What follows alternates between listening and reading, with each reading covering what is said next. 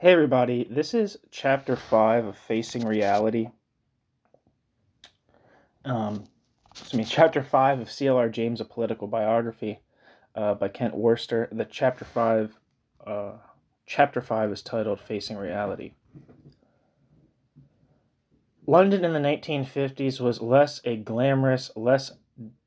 less glamorous, less dynamic, and in many respects more provincial city than its New World counterpart. Yet as far as its treatment of political exiles was concerned, the English capital felt more tolerant than New York City. Although James was hardly feted by London's cliquish literary community on his arrival in 1953, James renewed several old friendships and quickly settled into a book-filled domestic arrangement centered around the typewriter, revolutionary politics, and the companionship of Selma Weinstein James, who joined him in London several months after his banishment from the United States, to become his third wife in 1956.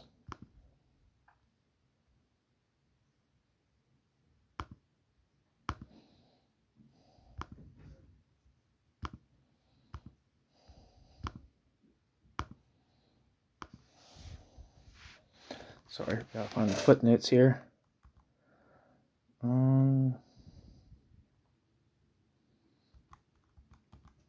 Sorry about that. I keep forgetting that the endnotes this book has endnotes and not footnotes. And the footnotes are at the end of the book as opposed to like the end of chapters. So it's a little even more difficult to find them. Come on. Christ on the cross.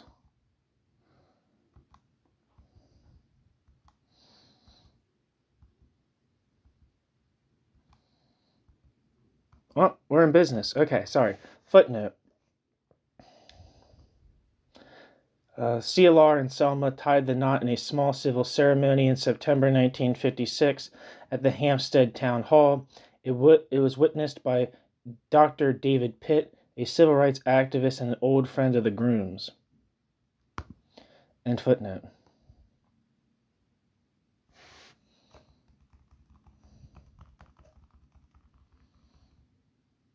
Selma James was a self-assured Brooklynite who made a big impression within the Johnson Forest tendency. Selma James's areas of interest included the labor movement and the black movement, and Selma James was one of the most outstanding of the organization's younger generation. From the outset of her political activity, Selma James had always been particularly interested in the condition of women. In London, she worked hard to provide them both with a supportive context within which to carry out their individual and mutual political work. The relationship with Selma was not without its difficulties. Although they never obtained a formal divorce, CLR and Selma began a painful process of separation by the mid-1960s. For over a decade, they had a productive but stressful marriage, which almost certainly lacked the emotional intensity of James's relationship with Constance Webb. As Selma was almost 30 years younger than her husband, it was in certain respects an unequal partnership, and she chafed at being relegated to the role of the, quote, leader's wife in a small organization. The novelist George Lamming purportedly drew on their relationship for his frank portrait of a troubled marriage in Natives of My Person, published in 1972.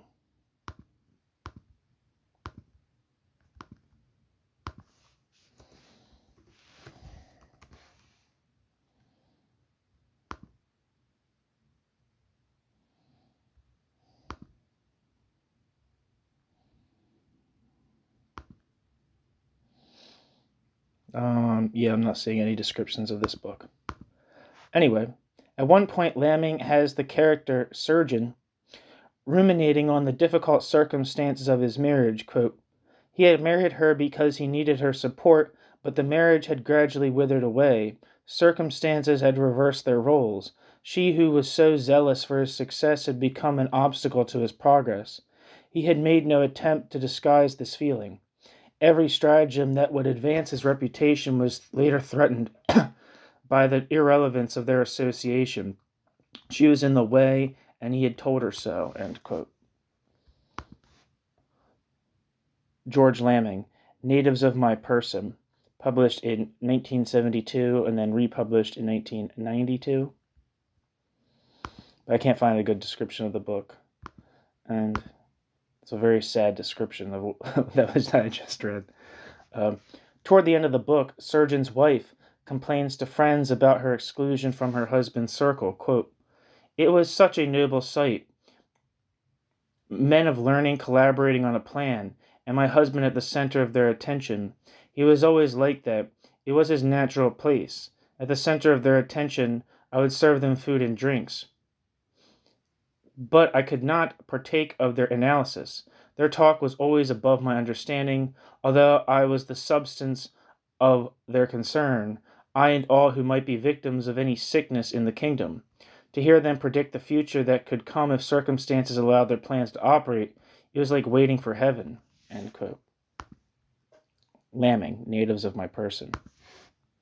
Lamming takes artistic license to absurd lengths with this depiction of Selma, who is more than capable of holding her own among her husband's circle, but the portrait of CLR as a rather aloof companion, more concerned with politics than personal intimacy, is quite recognizable. The breakdown of their relationship was several years off, however, and in this period both of them labored to create an effective partnership. As before, money remained a major problem, and James's letters from this period are filled with anxious references to their pecuniary difficulties. The household received sporadic funds from one or two supporters on the other side of the Atlantic, and writings and lectures may have generated the occasional remittance. It was in this period that he began to write on cricket once more, earning small fees as a newspaper correspondent. In addition, Selma James managed their household budget and held outside jobs as a typist.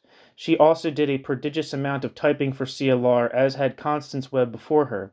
He was utterly dependent on her contribution.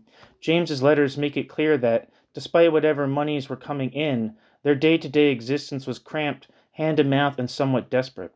The situation constrained their individual writing projects and perhaps also their marriage. It may have been an especially disheartening state of affairs for CLR, who was by this time well into middle age.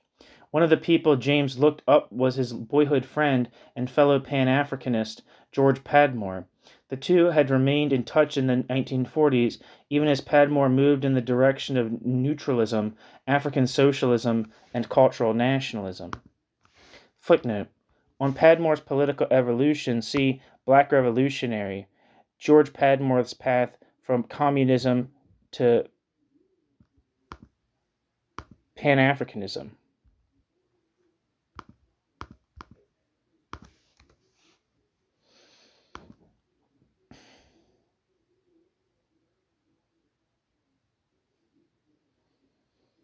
I'm not seeing any good descriptions of this book. Moving on.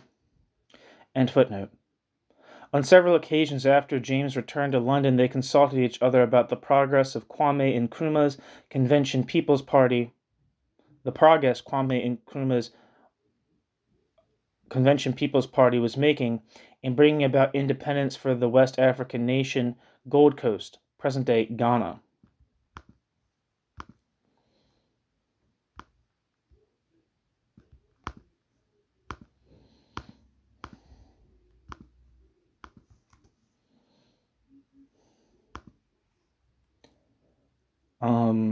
Wikipedia says, the Convention People's Party is a socialist political party in Ghana based on the ideas of the first president of Ghana, Kwame Nkrumah.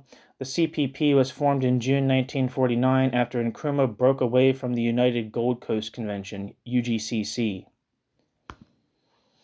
And Wikipedia says, Francis Kwame Nkrumah, who lived from 1909 to 1972, was a Ghanaian politician, political theorist, and revolutionary. Nkrumah served as Prime Minister of the Gold Coast from 1952 until 1957 when it gained independence from Britain. Kwame Nkrumah was then the first Prime Minister and then the President of Ghana from 1957 until 1966. An influential advocate of Pan-Africanism, Nkrumah was a founding member of the Organization of African Unity, OAU, and winner of the Lenin Peace Prize from the Soviet Union in 1962. After 12 years abroad pursuing higher education, developing his political philosophy, and organizing with other diasporic Pan-Africanists, Africanist, Nkrumah returned to the Gold Coast to begin his political career as an advocate of national independence. Kwame Nkrumah formed the Convention People's Party, which achieved rapid success through its unprecedented appeal to the common voter. Kwame Nkrumah became Prime Minister in 1952 and retained the position when Ghana declared independence from Britain in 1957. In 1960, Ghanaians approved a new constitution and elected Nkrumah president. Kwame Nkrumah's administration was primarily socialist as well as nationalist. It founded national industry and energy projects, developed a strong national education system, and promoted a pan-Africanist culture. Under Nkrumah, Ghana played a leading role in African international relations during the decolonization period. After multiple failed attempts on Nkrumah's life, coupled with increasing difficult local economic conditions, Nkrumah's government became authoritarian in the 1960s, as Kwame Nkrumah repressed political opposition and conducted elections that were neither free nor fair.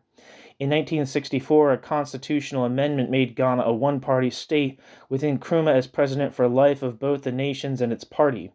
Nkrumah fostered a personality cult, forming ideological institutes and adopting the title of Osag Yefo Doctor, or Dr.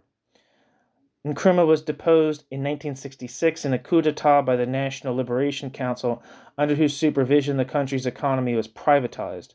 Nkrumah lived the rest of his life in Guinea, where he was named honorary co-president. Back to the text. James also corresponded with a range of literary and political figures in Britain and elsewhere, such as the writer Neville Cardus, the Labour parliamentarian Michael Foot, the art critic John Berger, and his old anarchist friend Daniel Guérin, and spent a productive afternoon with Dr. Martin Luther King and Coretta Scott King when the famous civil rights leaders visited London in the spring of 1957. That's interesting. Footnote: see Martin Glaberman letters in Paul Boole's edited volume, CLR James Life and Work.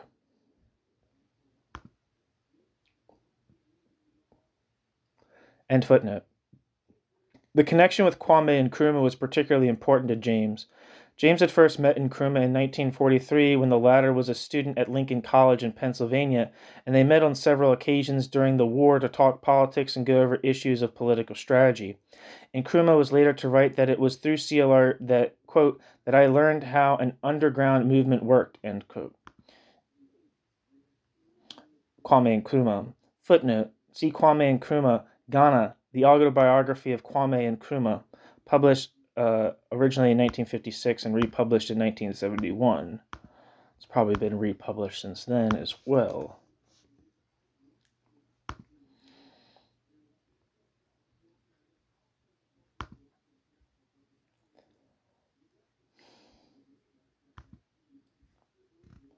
I'm trying to find a description of this book.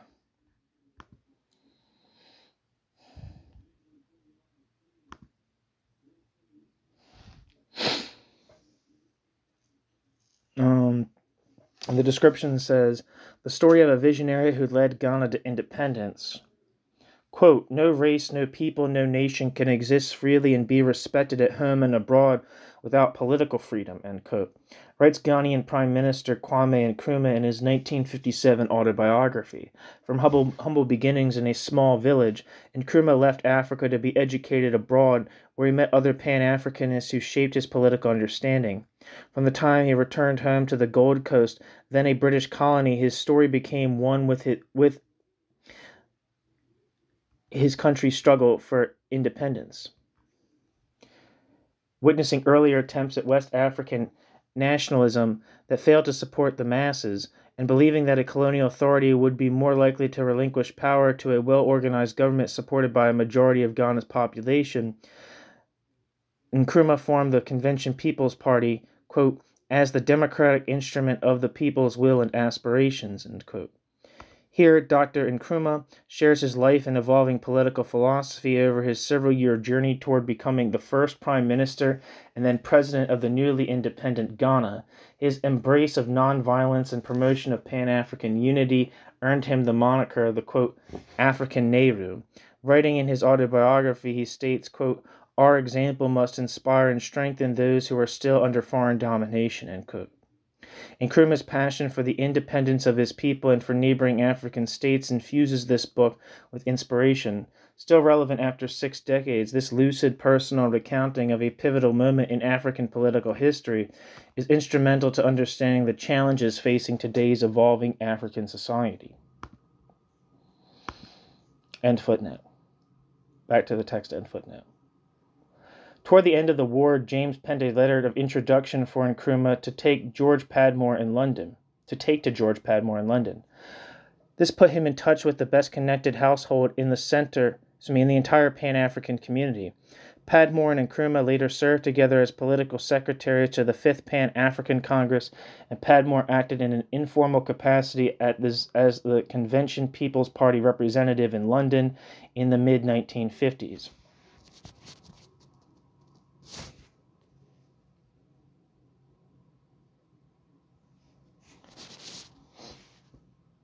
In James's view, Nkrumah was perhaps the most promising African leader to emerge out of the political diaspora associated with the work of the International African Service Bureau. Footnote. James was later to attend a party in 1957 held in Padmore's honor on the eve of his trip to Ghana to become advisor to Nkrumah, and they also met up in Ghana later that year.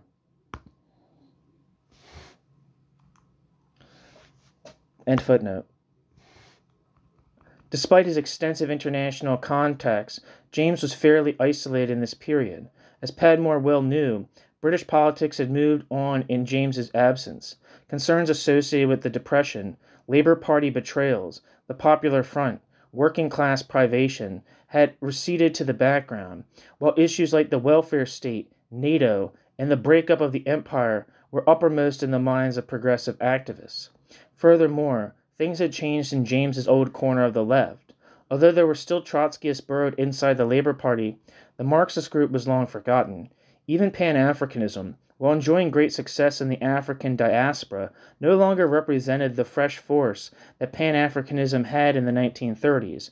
For a distinguished visitor, returning after an absence of less than 2 decades, the cultural and political differences must have seemed profound. Footnote. In an article written for the Manchester Guardian on The Return of a Wanderer, Comparisons Between 1938 and 1953, James expressed a modest degree of pleasure at being back in England. He rather casually let it slip that he, quote, devoured Wisden, the annual compendium of cricket statistics, while living in the United States, and matter-of-factly concludes that, quote, games and players are less remote, closer to ordinary humanity than in 1938, end quote, which presumably was a good thing. The article is reprinted in CLR James Cricket, edited by Anna Grimshaw, 1986. End footnote. How much had James's own personality evolved in the intervening period? In fundamental respects, he remained unchanged. He was still charming, good-natured, unsentimental, reserved, cerebral, and militant in outlook.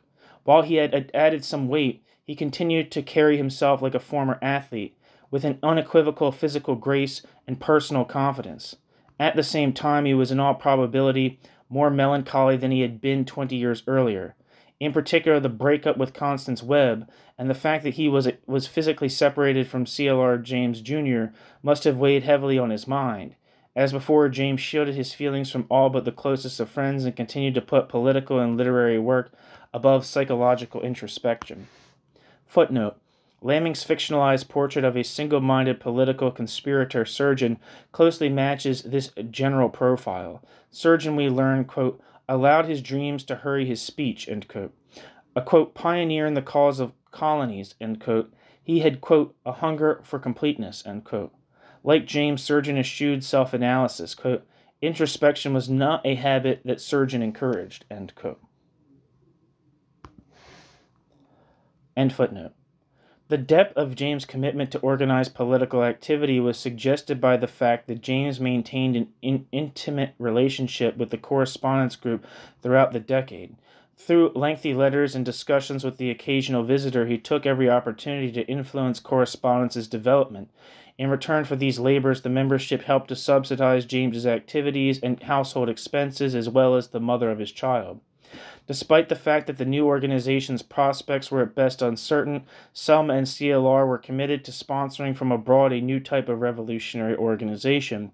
Yet their, quote, interference, end quote, may have been one of the underlying factors behind the 1955 split and so severely undermined the organized expression of Johnsonism. Apart from prodding the correspondence group into shape, James devoted his energies to writing on aesthetics, the visual arts, cinema, and literature. This second, less overtly, quote, political project involved building on the Marxian cultural rhetoric advanced in American Civilization by C.L.R. James and Mariners, Renegades, and Castaways. While some of his work made its way toward a public audience, the correspondence group issued his pamphlet on democracy in ancient Greece, Every Cook Can Govern, for example. The bulk of it remained unfinished or unpublished. The archives in England hold numerous documents and letters written in this period. Footnote. A larger collection of documents by and about James covering the U.S. and the period since his death is perhaps more accessible to scholars at the C.L.R. James Institute in New York.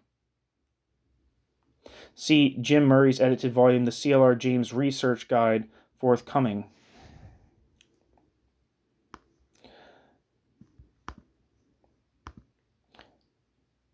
Researchers interested in using this collection can write to the CLR, blah, blah, blah. That's not important. Let's see if there's anything for this book.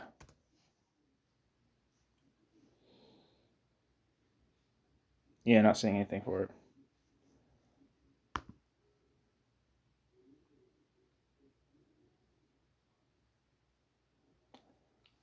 Where am I?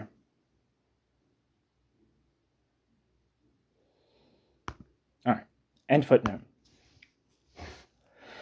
They also house nearly 30 children's stories, the quote Nobby stories, written for C.L.R. James Jr. between 1953 and 1957. Children's fiction was the major medium through which he attempted to speak to his son and provide him with some sort of moral inspiration. Most of the stories revolve around the adventures of two young boys, Bad Boo Boo Lou and Good Boong Ko, who, as Anna Grimshaw notes, quote, often got themselves into scrapes, end quote. The two boys were members of a club, a kind of friendly discussion circle where members of the local community reflect on issues of the day. In addition to Bad Boo Boo Lou and Good Boon Go, the club included such interesting sounding characters as, quote, Moby Dick, General Sharkenhauer, Lizzie the Lizard, Filbert and Flibbert the Fleas, Storky the Stork, Leo the Lion, Big Bruno, Peter the Painter, Nicholas the Worker, end quote.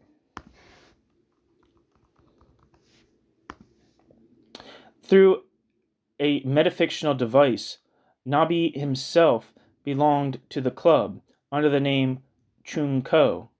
Several of the stories refer either to actual historical personages, such as Michelangelo, or to ancient mythology, such as the tale of Troy and the Trojan horse. In one story, Bad Boo Boo Lou forces himself to learn how to read in order to participate in a, quote, competition by which everybody would tell some stories about the struggle for independence, end quote. The fable Bad Boo Boo Lou tells is that of William Tell, quote, one of those who helped Switzerland to gain its independence, end quote. When he finishes telling the story of the arrow, the boy, and the apple, Big Bruno says that, quote, I think we can say that today we have seen Bad Boo Boo Lou win his own independence, end quote. Given that Nobby's father was writing on the eve of his second visit to Africa's Gold Coast to participate in the founding of the, quote, new independent state of Ghana, end quote, the story contained an added allegorical dimension. Footnote. Letter from C.L.R. James to C.L.R. James Jr., February 19th, 1957. End footnote.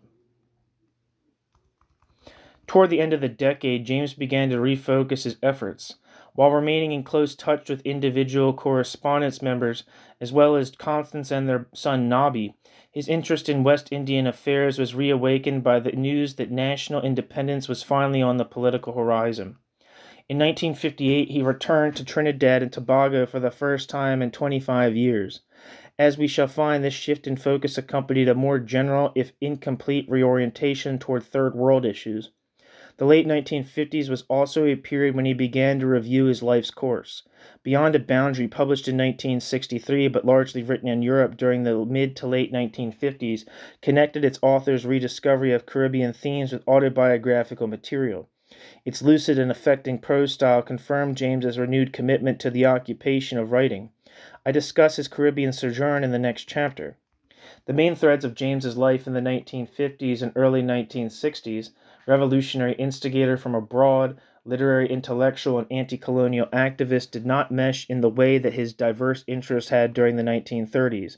Instead, James gradually drifted from one activity to the next.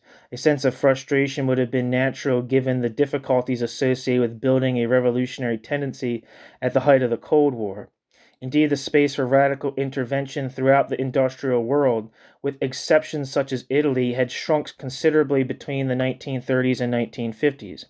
Consequently, James effectively abandoned the project of trying to devise an appropriate strategy for American radicalism. Correspondence, his publications rehearsed themes and values that anticipated the early New Left, and we shall have ample reason to pursue the trajectory of the Johnson Forrest tendency in this period. But ideas failed to translate into numbers or power. James turned his hopes and attention to other forces in the New World, forces concentrated not in Midwestern American factories, but Caribbean villages and West African cities.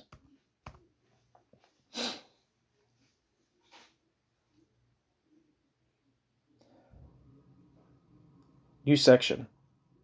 Emboldened by the sheer novelty of its project, Correspondence attempted to make good on its promise to go beyond Trotskyist and vanguard politics by promoting the creative self-activity of the masses. It sought to create a democratic form of organization that would encourage the active participation of all members and, quote, prefigure social relations in the, quote, new society. From its inception, the group's leaders attempted to give working-class members a powerful voice in the organization's decision-making process. This was done in part by formally dividing the group into 3 tiers or, quote, layers. An anonymous, clearly embittered former correspondence activist later described the group's internal organization to the writer Ivar Oxaal, Oxaal.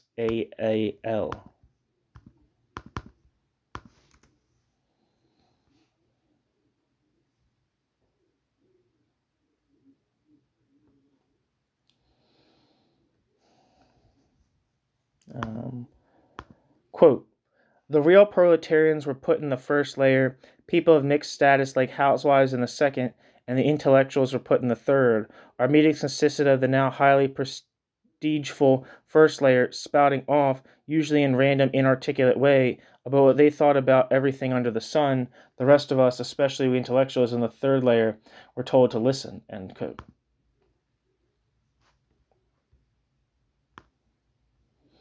Footnote.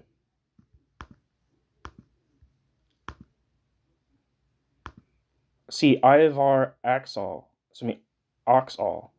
Black Intellectuals Come to Power.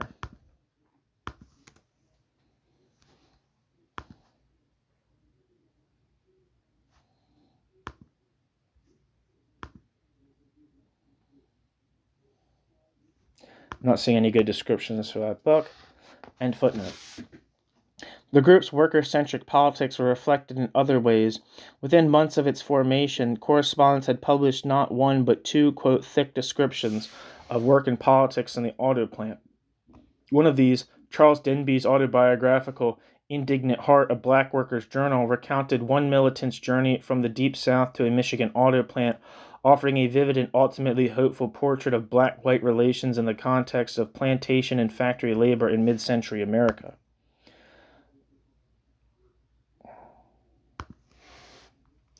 Punching Out, a terse yet entertaining pamphlet written by Martin Glaberman, chided the United Auto Workers for siding with management against rank and file.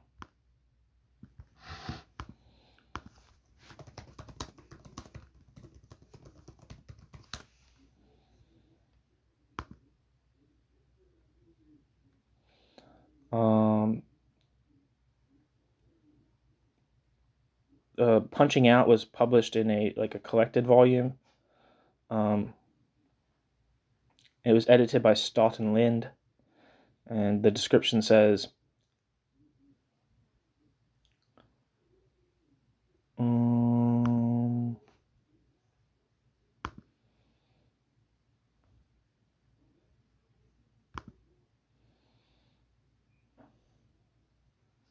trying to find a good description of this.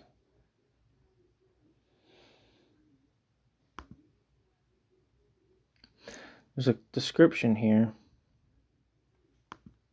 All right. A generous anthology of the writings of Marty Glaberman. Quote, Glaberman is the most important writer on labor matters in the United States during the second half of the 20th century. Glaberman developed distinctive concepts concerning the nature of trade unionism, the unfolding of working class consciousness, and the forms of revolutionary organization appropriate to modern industrial society, end quote. From the introduction by Stoughton Lind. Dropping out of master's degree in economics at Columbia University, Glaberman spent 20 years laboring for wages in plants in and around Detroit as an assembly line worker and machinist, and organizer. On the eve of the Second World War, he associated himself with the West Indian Marxist intellectual C.L.R. James and never looked back. Quote, auto worker, historian, humorist, sociologist, poet, and baseball coach, Marty Glaberman had as close a knowledge of working people as any intellectual of his generation. He also had, as these wonderful collected writings show, the most firm confidence in their revolutionary potential, end quote. David Roediger. So that's the description for that book, and footnote.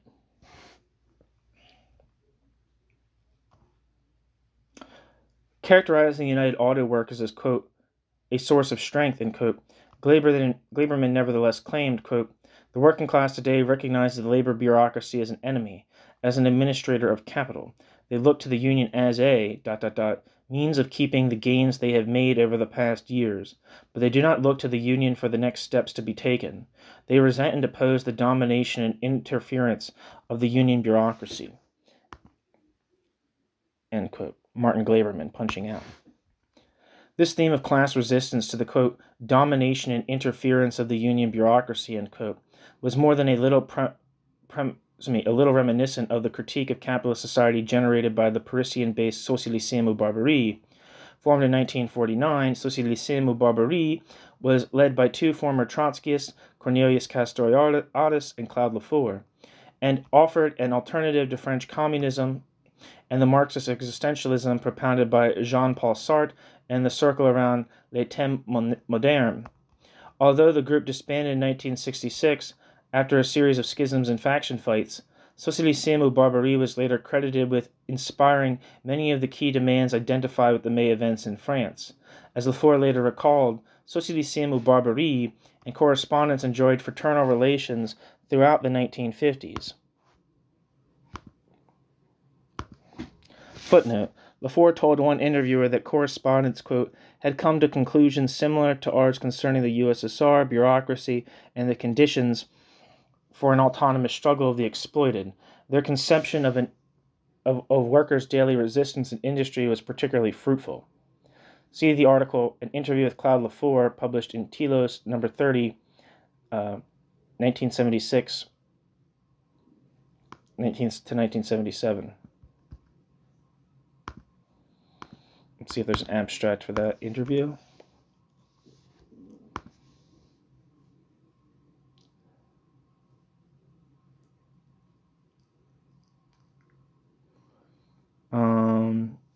There's not really it's not really an abstract, but it seems like an excerpt. Claude Lafleur says, Castoriadis has already described very well the circumstances under which Socialisme ou Barbarie was formed. Castoriadis and Simon have provided an overview of its evolution, but to illustrate my personal role and my differences with the majority of the group, I'll first return briefly to the, quote, sources. In 1942, at the age of 18 and having completed 1 year of philosophy in occupied Paris, I established contact with a Trotskyist. I met a leader of one of the major tendencies, the CCI, which I later learned was considered the most radical by its sympathizers and the most sectarian by its detractors. Okay, so back to the text and footnote. The foreign Castro artists were particularly taken by the Romano Lee pamphlet The American Worker, which they reprinted in the first 8 issues of their journal. German and Italian translations were to follow. For these European Marxists, the pamphlet documented the capacity of the American working class to theorize its own condition and to resist the ideological trappings of the consumer society. As one member of the organization, Jean-Francois Lyotard, later wrote, the pamphlet advanced, quote, a class point of view without blinders, ...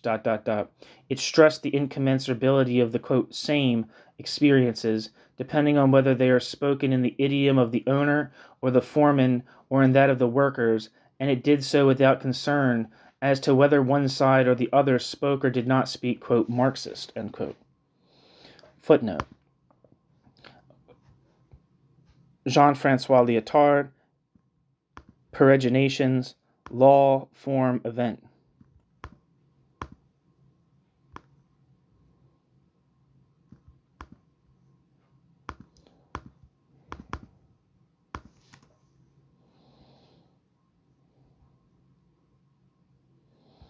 I'm not seeing any good descriptions of this book.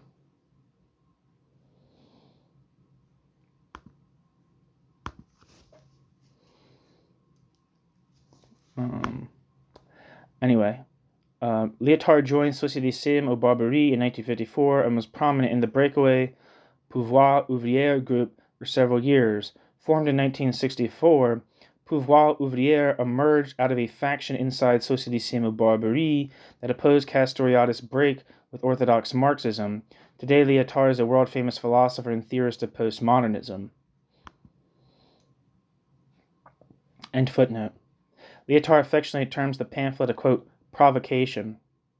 The foreign Castoriadis drew on material featured in the newspaper Correspondence, which was launched in October 1953 after a 2-year trial run of mimeographed issues, and published twice monthly until April 1955. Footnote. The first mimeographed correspondence appeared on November 15, 1951, and led off with news of a miners' wildcat strike in West Virginia. Even this early prototype features reviews of popular books and movies, as well as international reports and a section on philosophy and political economy.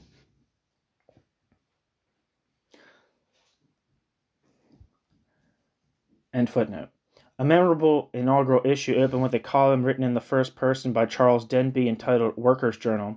The front page also featured a sympathetic discussion of Lucille Ball's appearance in front of the House Un-American Activities Committee as a friendly witness. Quote, in those days, Miss Ball claimed, referring to the 1930s, quote, it was almost as bad to be a Republican, end quote, as a communist. In a long statement by the paper's first editor, Johnny Zupan, a Detroit auto worker and shop steward who had drifted out of the organization by 1955.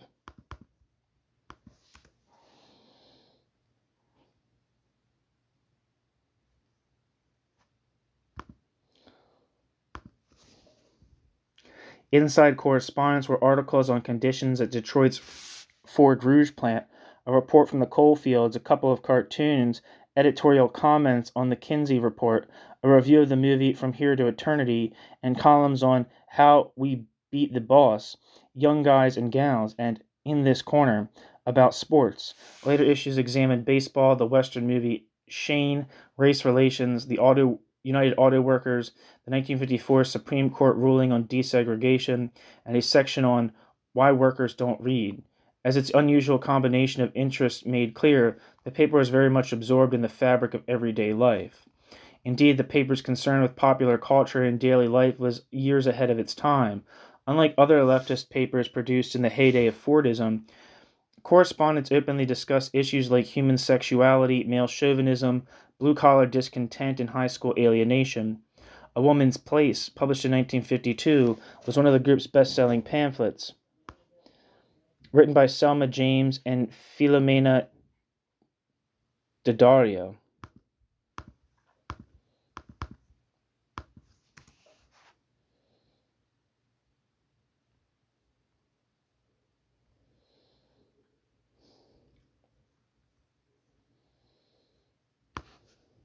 Sorry.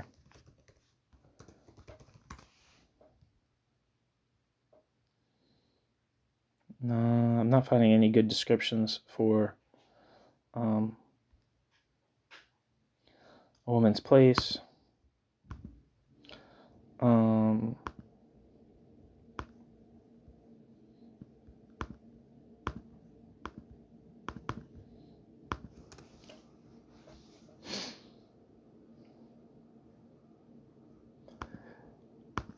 I'm not finding any description for Filomena Daddario.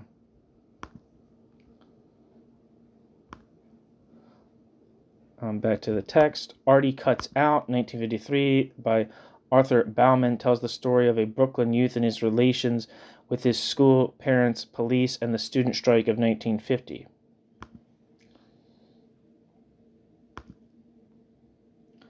Both the pamphlets and the newspaper itself relied heavily on what Dunayevskaya termed the, quote, full fountain pen, end quote, method of writing.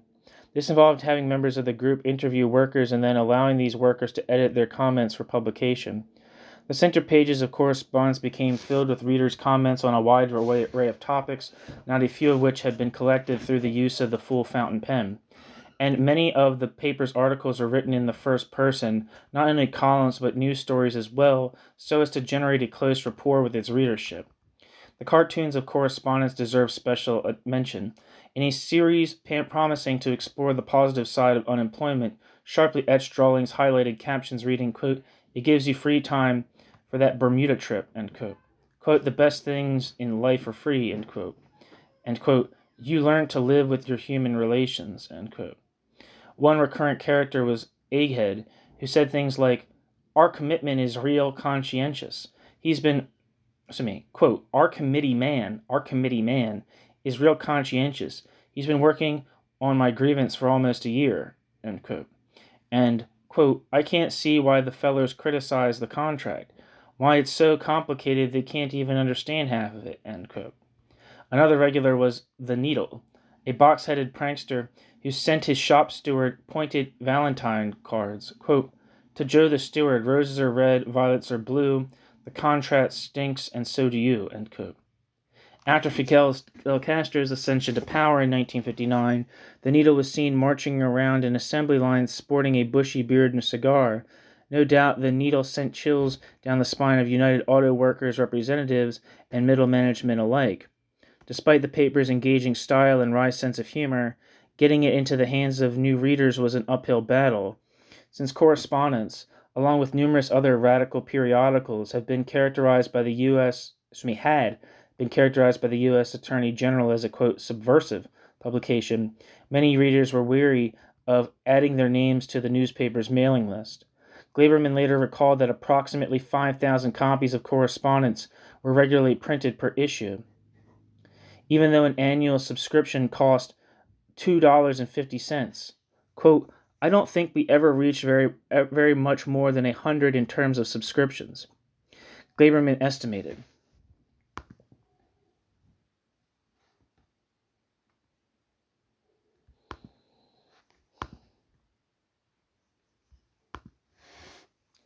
According to one document, the paper generated a monthly deficit of $2,000.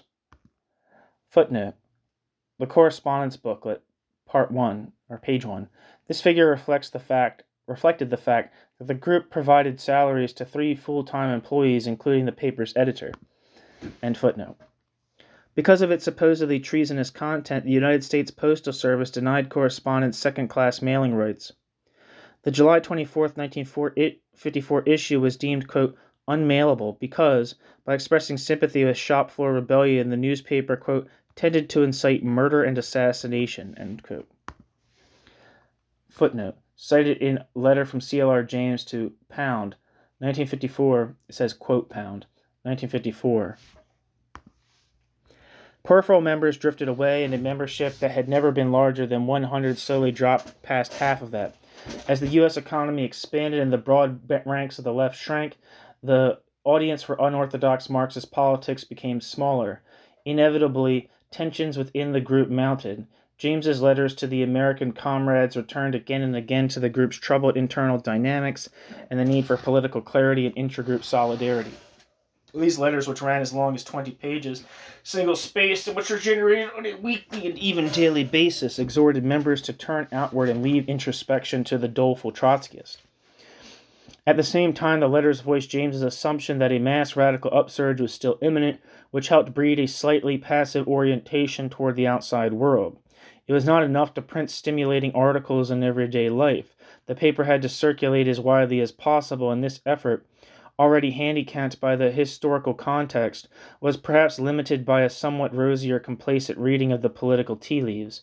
James addressed this issue in somewhat different terms in a private letter, remarking, quote, "In the past, our great weakness has been that we produced the documents with energy and devotion, but were conspicuously deficient in circulating them. That was because, I dare say, we were over-concerned with the production of other documents." End quote. James, letter to Martin Glaberman, July 1964. In early 1955, the impending break with Dunayevskaya and her followers became a reality. The unavoidable tensions and conflicts that arise within small political groups operating under unpromising circumstances had escalated into a full-blown factional schism. The split also reflected the failure of James and James's supporters to formulate a persuasive model of pro-autonomy, quote, post-Leninist, end quote, political practice, in emphasizing the need for a disciplined cadre organization, one that nevertheless eschewed the Leninist notion of a vanguard party. Dunayevskaya reassured those who sought a more conventional approach to politics.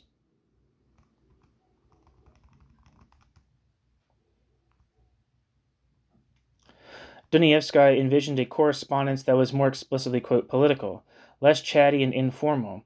Dunayevskaya wanted the group to place more of a priority on recruitment, arguing that new members would reinvigorate the faltering movement. In addition, James's bid to direct the organization from London caused a certain amount of resentment. Clearly, the difficult work of maintaining the organization in the context of the post-war boom and anti-communist fervor aggravated whatever latent personality clashes already existed. By late March, the grouping around Dunayevskaya bolted, acting on the principle that since they constituted a majority of the membership, their faction was entitled to correspondence as property. Dunayevskaya's group took much of the organization's physical belongings with them.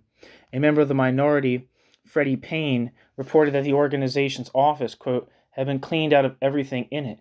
Literature, desks, file cabinets, chairs, and the refrigerator all were gone. Even the display board with the different books, Indignant Heart and Mariners, Renegades, and Castaways, was gone. The only stuff left was the piles of back issues of the paper. End quote. Open letter from Freddie Payne to friends, March 1955.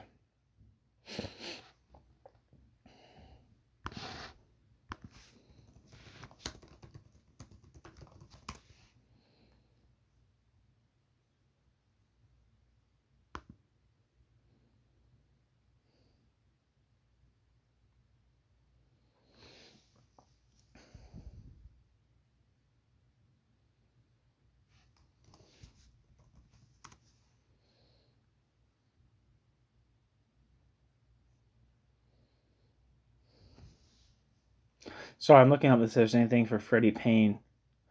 Not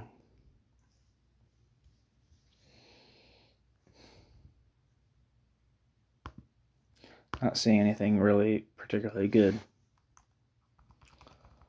The remaining Johnsonites claimed that in forming their own organization, Dunayevskaya was returning to her neo-Trotskyist roots. Quote, "The last thing," end quote, Dunayevskaya said in response, quote, "anybody ever talked about in the other group is building the organization. You would think that just because we broke with the concept of a party to lead and thirst for no such thing, that there therefore is no reason for our being," end quote.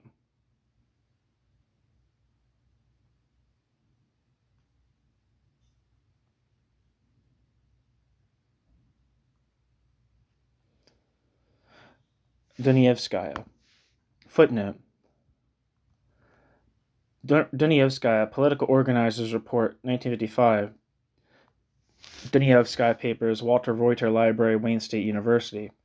Following the split, the News and Letters Group circulated a document titled Johnsonism, a Political Appraisal, which bombastically compared James to Stalin. James believed the author claimed that, quote, in some mystical manner, he would be able to rally hundreds, if not thousands, ... His rewriting of our history stands on a par with that of Stalin, end quote.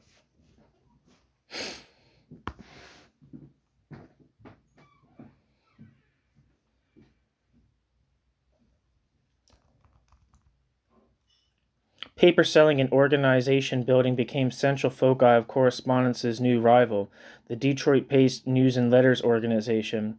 The group continues to champion Marxist humanism, quote Marxist humanism, and the teachings and writings of its founder and theoretical guru, Raya Dunayevskaya. Footnote: the blurb on the back of one of her books captures the group's devotion to Dunayevskaya and its impressive institutional memory. Quote, Raya Dunayevskaya is the founder of Marxist humanism in the United States.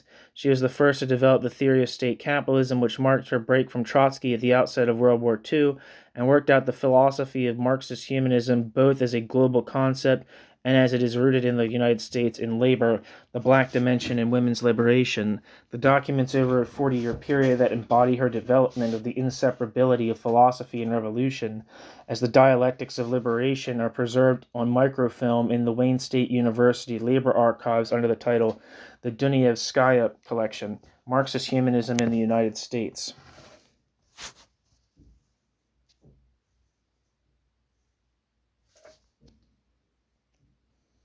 One moment, please.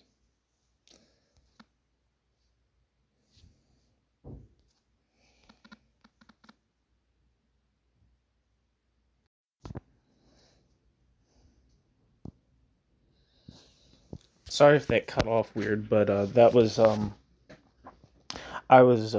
had to take a phone call that was coming in. So if that was kind of an abrupt transition. It says, see Raya Dunayevskaya, Philosophy and Revolution, from Hegel to Sartre, from Marx to Mao, 1982.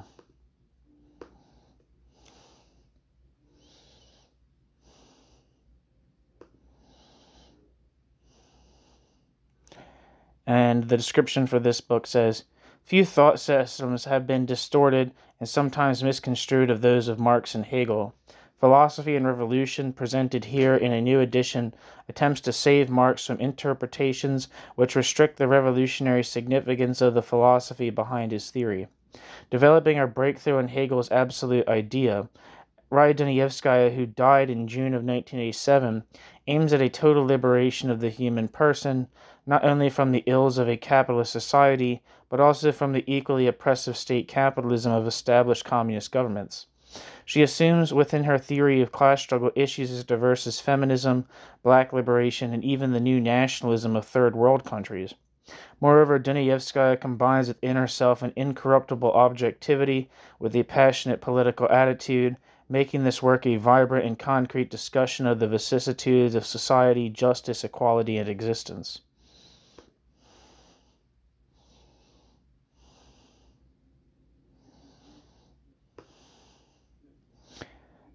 Back to the text and footnote.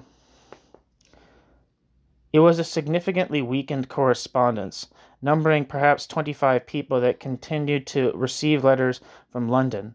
The group faced competition not only from News and Letters, but from more established groups on the left, such as the Socialist Workers' Party, where Cannon was still a dominant presence, and Shachtman's Independent Socialist League. Footnote. After considerable internal debate, the Shachtmanites decided to wind down the Workers' Party in favor of a more modest organizational vehicle, the Independent Socialist League. Almost a decade later, the League's leadership approached the Socialist Party to propose that the two organizations merge their dwindling forces. The Socialists rejected the proposal, but allowed Shachtmanites to join on an individual basis. Although some League members opposed fusing with the Socialist Party, Shachtman and Michael Harrington led a majority of League members into the Socialist Party. End footnote. As a side note, check out the piece by Julius and Phyllis Jacobson titled, or maybe it's not by Phyllis Jacobson, maybe it's just by Julius Jacobson, titled The Two Deaths of Max Shachtman.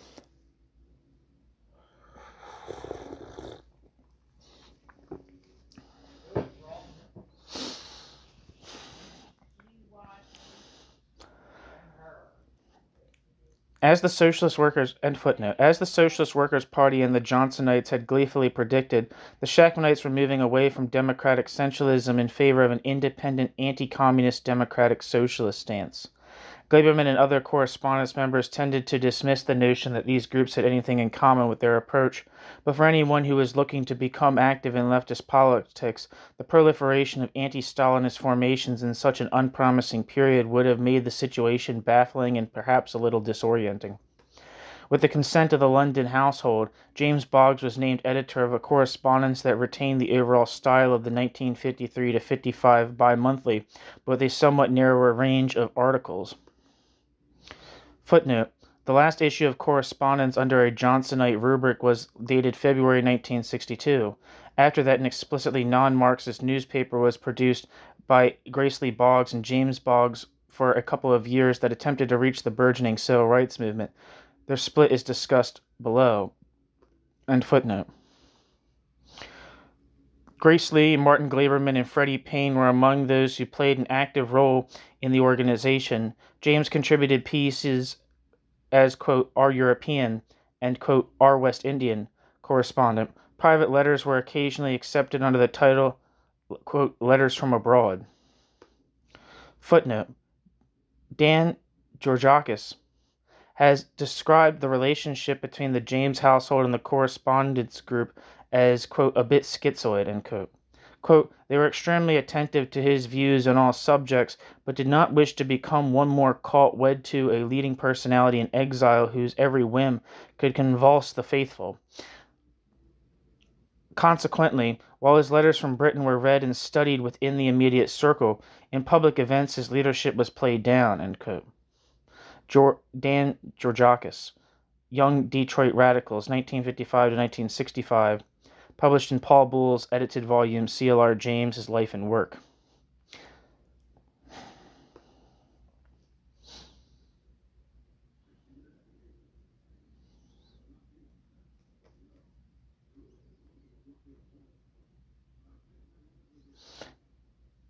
End footnote. The group also issued a couple of pamphlets, both reprints from the newspaper, during the second half of the 1950s. The first was Gleiberman's Union Committee Men and Wildcat Strikes, 1955.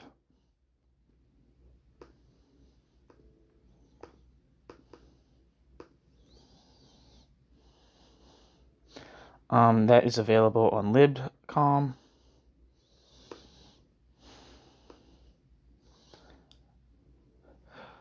Like Punching Out, Union Committeemen and Wildcat Strikes, published in 1955, contrasted, quote, bureaucrats and ranks, end quote, and provided plenty of examples of working-class resistance to management tactics inside auto plants.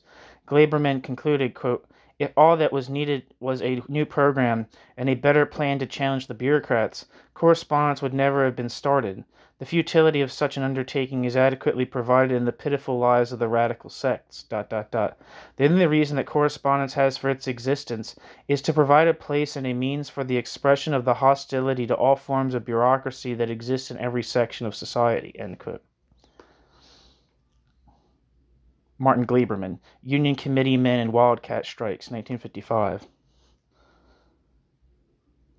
Next came James's Every Cook Can Govern, a study of democracy in ancient Greece.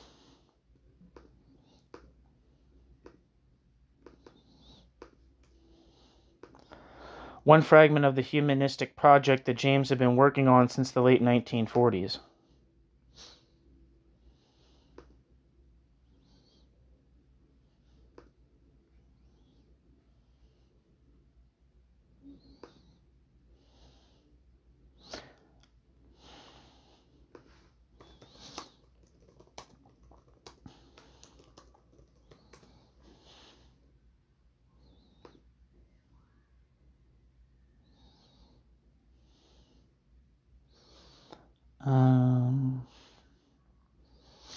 The description for the book there's a book put out by PM Press that has Every Cook Can Govern and The Invading Socialist Society.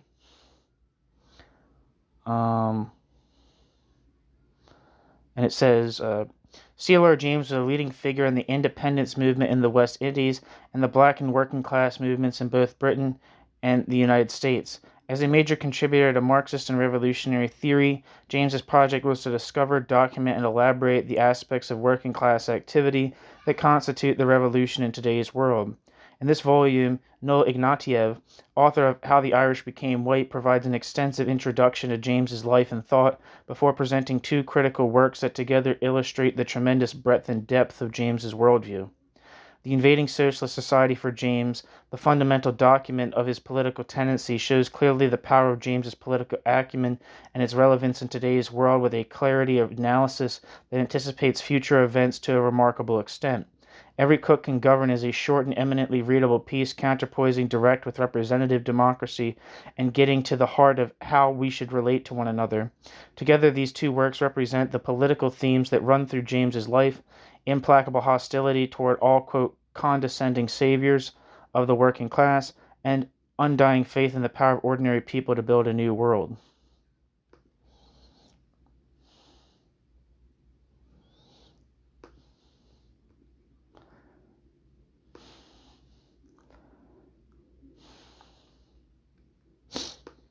Back to the text.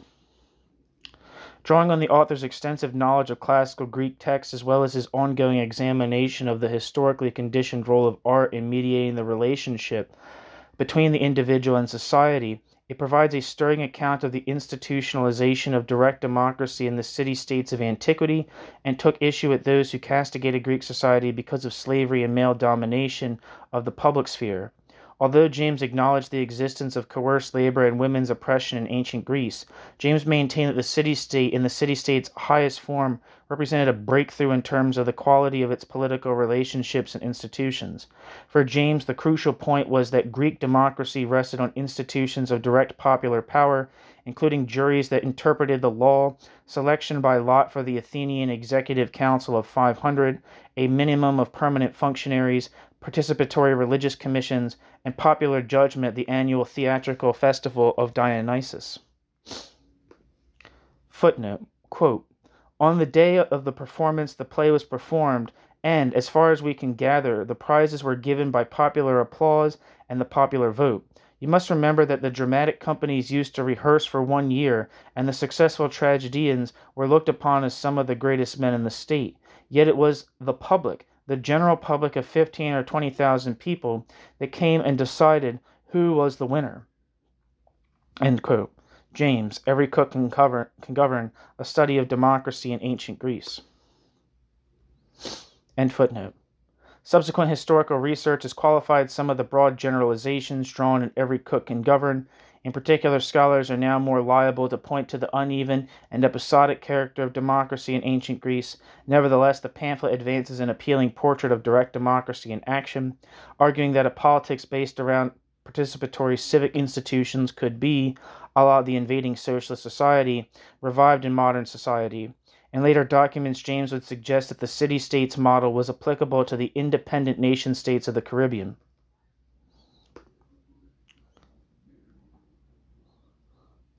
Footnote, see for example, Modern Politics, 1960.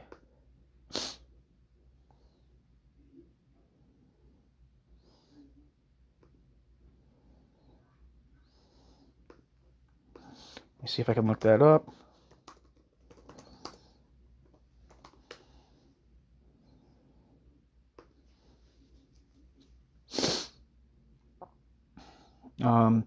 Modern Politics by C.L.R. James is currently available with PM Press, and this is the description. Quote, Marxist envisages a total change in the basic structure of human relations. With that change, our problems will not be solved overnight, but we will be able to tackle them with confidence. Such are the difficulties, contradictions, and antagonisms, and in the solution of them, society moves forward, and men and women feel they have a role in the development of their social surroundings. It is in this movement that we have the possibility of a good life, end quote. C.L.R. James from Modern Politics. This volume provides a brilliant and accessible summation of the ideas of left Marxist giant C.L.R. James. Originally delivered in 1960 as a series of lectures in his native Trinidad, these writings powerfully display his wide-ranging erudition and enduring relevance.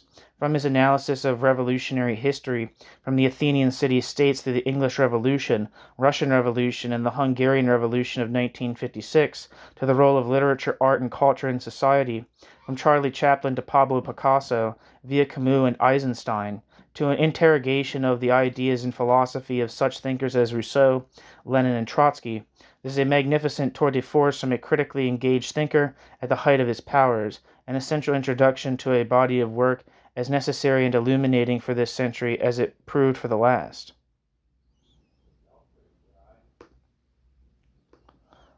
End footnote. The close-knit communities of the West Indies could, James would argue, replicate the face-to-face political relationships of Greek agora. Through financial support and, more importantly, through encouragement and civic promotion, West Indian politicians could stimulate the kind of cultural dynamism that characterized the city-states of antiquity. Periclean Athens could serve as a model for the third world cities such as Port of Spain, which is in Trinidad and Tobago, where the astonishing productivity of 20th century technologies could be substituted for the slave labor of antiquity.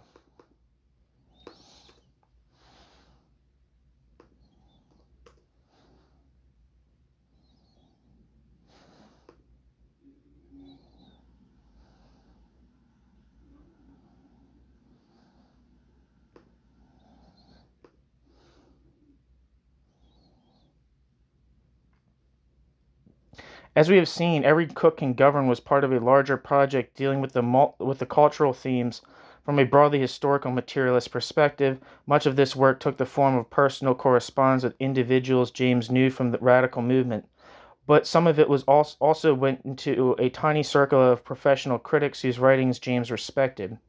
3 surviving letters to critics are reprinted in the C.L.R. James Reader, and they offer a marvelous point of entry into James's reflections on art, literature, and society. Footnote. A 4th letter addressed to the literary critic Frank Kermode is also reprinted, even though it was written in the early 1980s. Although its inclusion nicely highlights the underlying continuities in James' mature cultural political perspective, it potentially undermines the reader's appreciation of the specific conjuncture which conditioned the author's rediscovery of criticism as a form of political practice. End footnote. Written on the eve of his impending expulsion, all 3 letters reprise the themes of American civilization and mariners, renegades, and castaways. A letter to Melville critic J. Leda offers a spirited defense of the author's depiction of Moby Dick as exploring the contradictions of modern capitalism, particularly through the character of Ahab, who represents the totalitarian personality.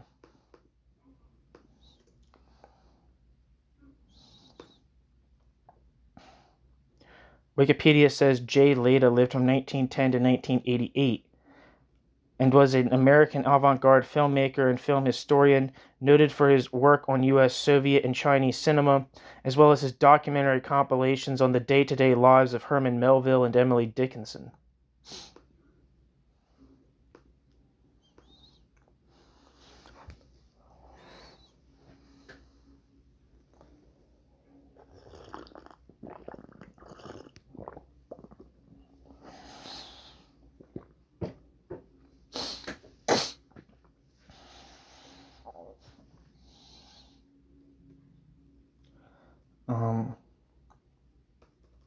Back to the text. Quote, I have put forward, James tells Lida, quote, a theory of characters in great fiction, end quote. James.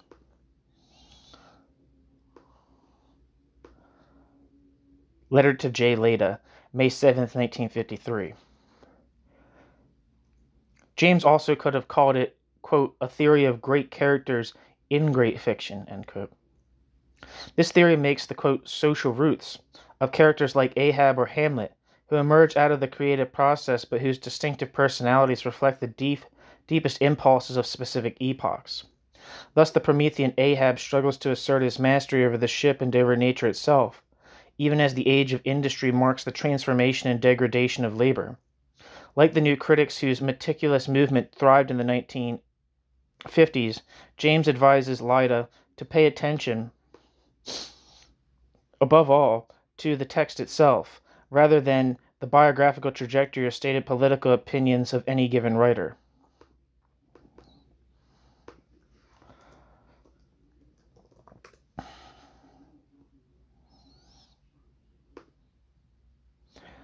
Wikipedia says, New criticism was a formalist movement in literary theory that dominated American literary criticism in the middle decades of the 20th century. New criticism emphasized close reading, particularly of poetry, to discover how a work of literature functioned as a self-contained, self-referential aesthetic object. The movement derived its name from John Crowe Ransom's 1941 book, The New Criticism. The works of Cambridge scholar A.I. Richards, especially his Practical Criticism, The Principles of Literary Criticism, and The Meaning of Meaning, which offered what was claimed to be an empirical scientific approach, were important to the development of a new critical methodology. Cleanth Brooks, John Crowe Ransom, W.K. Wimsatt, Munro Beardsley also made significant contributions to new criticism. It was Wimsatt and Beardsley who introduced the ideas of intentional fallacy and effective fallacy.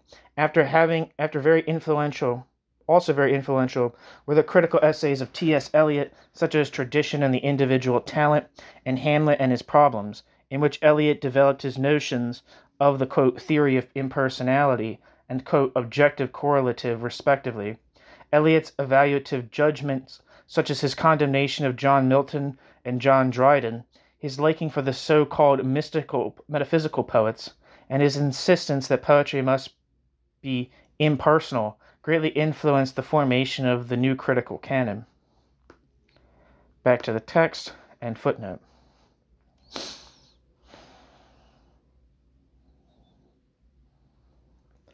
It is the writer's language that discloses the true dimensions of the, quote, great characters, and allows their congealed social natures to work themselves out in the context of an invented reality. The writers in whom James was interested, Melville, Shakespeare,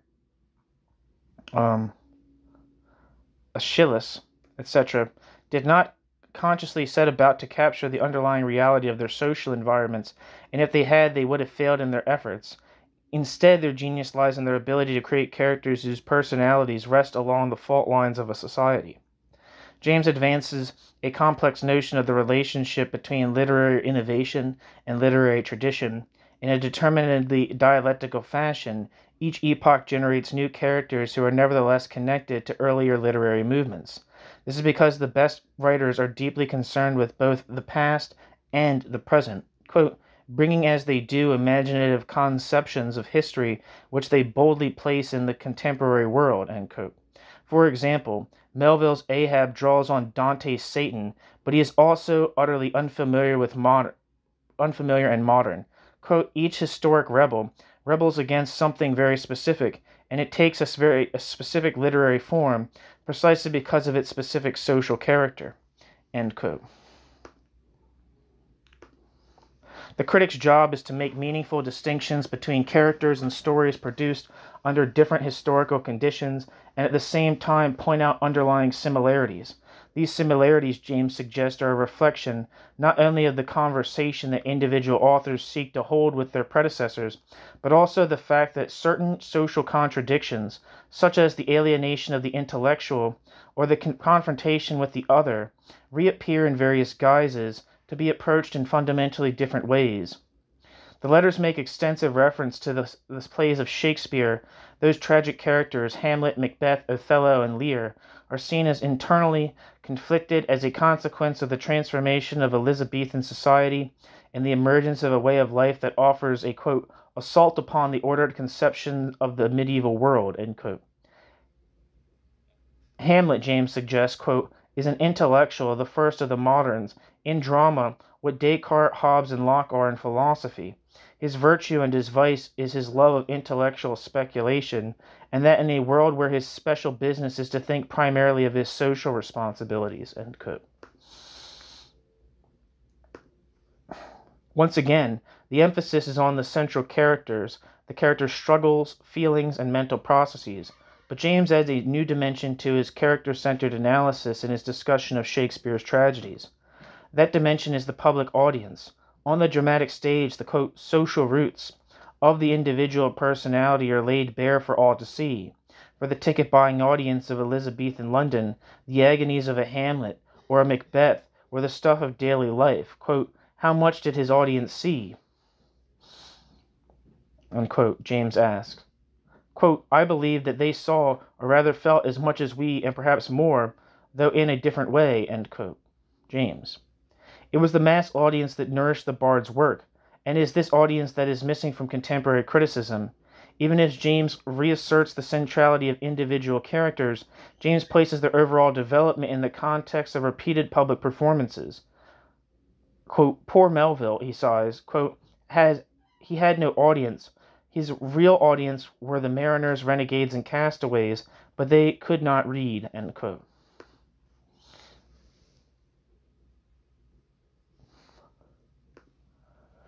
The crucial clause in the quote above is, quote, or rather felt, end quote. Shakespeare's contemporaries may not have thought much about literary theory, but Shakespeare's contemporaries had direct access to the experiences that acted upon the author himself. As James aptly puts it, the, quote, elements from which Hamlet and Lear came were all around them, existing in themselves, a very concrete reality, enabling them to follow emotionally the speculative ranging of Shakespeare in a way that we cannot, end quote. James. In his 1982 letter to Professor Kermode, James advances a number of suggestions about how King Lear could be staged for a modern audience, and again his interest is in allowing the characters to express their inner selves and to connect their passions with the needs and expectations of the contemporary audience. The English actress Vanessa Redgrave, James says, would make an exemplary Edgar, quote, the embodiment of a man not born but shaped by a society out of joint, to be able to set it right, end quote. Letter to Frank Kermode, September 15, 1982. James and Redgrave became friends in the late 1960s. In her autobiography, Redgrave says that, quote, James gave me and several others lessons on Das Kapital. Because of James, though not on his advice, I went up to Colette's bookshop and bought Lenin's The State and Revolution, end quote. The friendship subsided once she decided to join the Socialist Labor League, which James recommended that she not do. See Vanessa Redgrave, an autobiography published in 1994. Vanessa Redgrave is in a fantastic movie called The Devils that you all should see. But in the Socialist Labor League, which she was a part of, kind of collapsed because it came out that the leader of that group, Jerry Healy, was a sexual abuser of sorts. I think it was also getting money from like Gaddafi's Libya and shit like that. The description for Vanessa Redgrave in autobiography says, quote, she is the greatest actress of our time, end quote, Tennessee Williams said. And not many people would argue with him. Vanessa Redgrave has been acclaimed for her role on the stage and in movies for over 30 years since her first great success, playing Rosalind in As You Like It at Stratford-upon-Avon. Redgrave made the, quote, leap into political life, end quote, almost simultaneously, joining Bertrand Russell in the movement for nuclear disarmament, and her commitment to political activism has been unwavering. As she explains here, these twin passions, for her art and for politics, nurture and feed on each other, providing the two great themes of a truly remarkable life. The Redgrave family has a long history in the theater, and Vanessa writes thoughtfully and intelligently about her craft. Her grandparents and her great-grandparents were actor-managers, writers, and actors. Redgrave's father, Michael Redgrave, was the son of an actor who starred in some of the first silent feature films in Australia. Vanessa married the director Tony Richardson, and they had two daughters. The actresses Natasha and Jolie Richardson. Redgrave had a son, Carlo, with the Italian actor Franco Nero. Redgrave writes movingly of the strain her political activity has put on her family and of the effect it has had on her career, but she is stalwart in her commitments. Her book is an honest and poignant account of an artist's compassionate, intelligent, brave, and loving engagement with the world. Back to the text and footnote.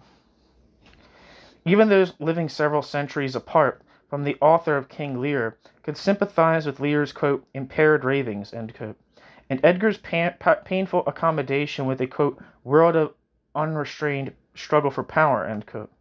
The real question is whether any director would have the courage to place Shakespeare's essentially political concerns at the center of a modern theatrical production.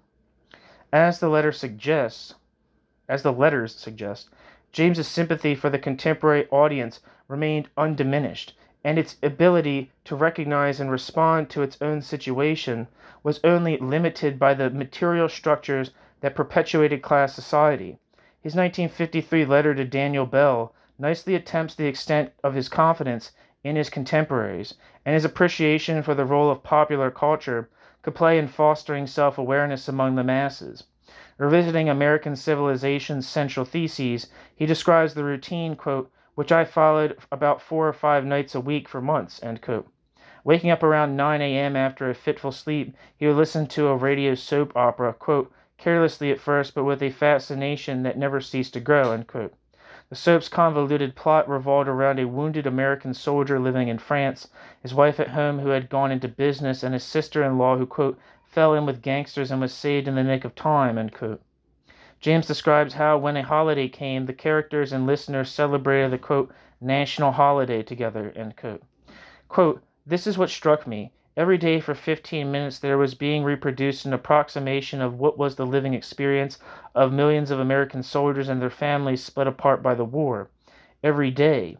I can imagine that millions listened in as I did every day and saw themselves and their families and their friends in a form of artistic representation, as, quote, art. It was good or bad, I do not care, and some of it I thought was very good, but it was new, this daily attempt to chart the emotional and artistic needs of a vast population. It is new, and it is here to stay, end quote. Footnote. Letter to Bell, June 1953, reprinted in Grimshaw, the C.L.R. James Reader.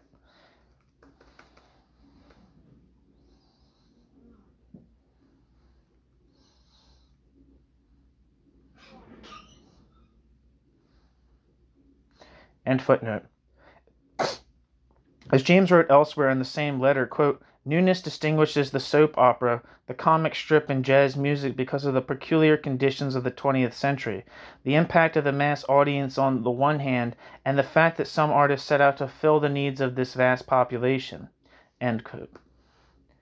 James seemed enthralled by modernity's, quote, peculiar combination of, quote, organization and personality, end quote. That is, the way the culture industry reproduced the inner feelings of literally millions of people. Shakespeare's audience had a hand in inventing humanistic traditions. The potential was there for the modern audience to remake global society.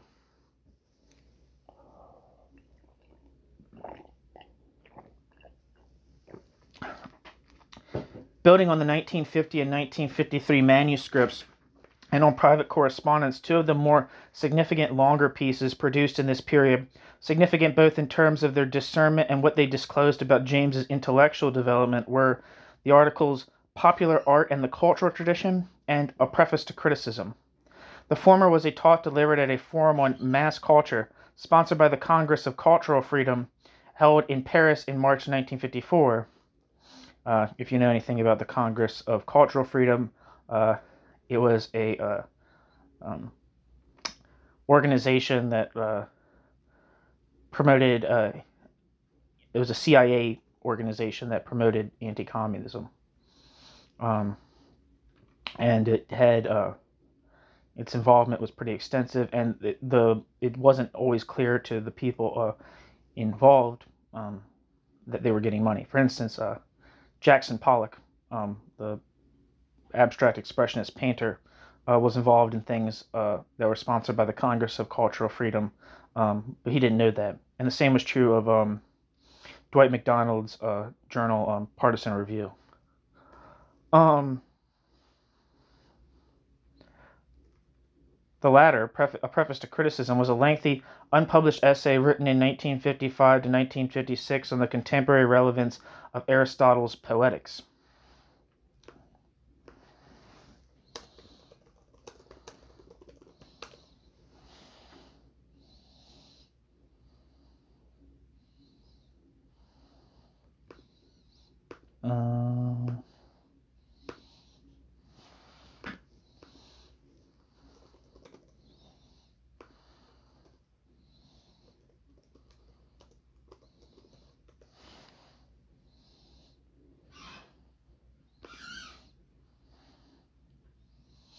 Wikipedia says Aristotle's Poetics is from circa 335 BCE, is the earliest surviving work of Greek dramatic theory, and the first extant philosophical treatise to focus on literary theory. In this text, Aristotle offers an account of something in Greek, which refers to poetry and more literally the poetic art, deriving from the term for, quote, poet, author, maker, end quote. Aristotle divides the art of poetry into verse, drama, comedy, tragedy, and the satyr play, lyric poetry, and epic. The genres all share the function of mimesis, or imitation of life, but differ in three ways that Aristotle describes. 1. There are differences in music, rhythm, harmony, meter, and melody. 2. There is a difference of goodness in the characters. 3. A difference exists in how the narrative is presented, telling a story or acting it out. The surviving book of Poetics is primarily concerned with drama. The analysis of tragedy constitutes the core of the discussion. Although the text is universally acknowledged in the Western critical tradition, quote, almost every detail about this seminal work has aroused divergent opinions, end quote. I don't know who the quote's from. Of scholarly debates on the Poetics, 4 have been most prominent. These include the meaning of catharsis and hamartia, the classical unities, and the question why Aristotle appears to contradict himself between chapters 13 and 14.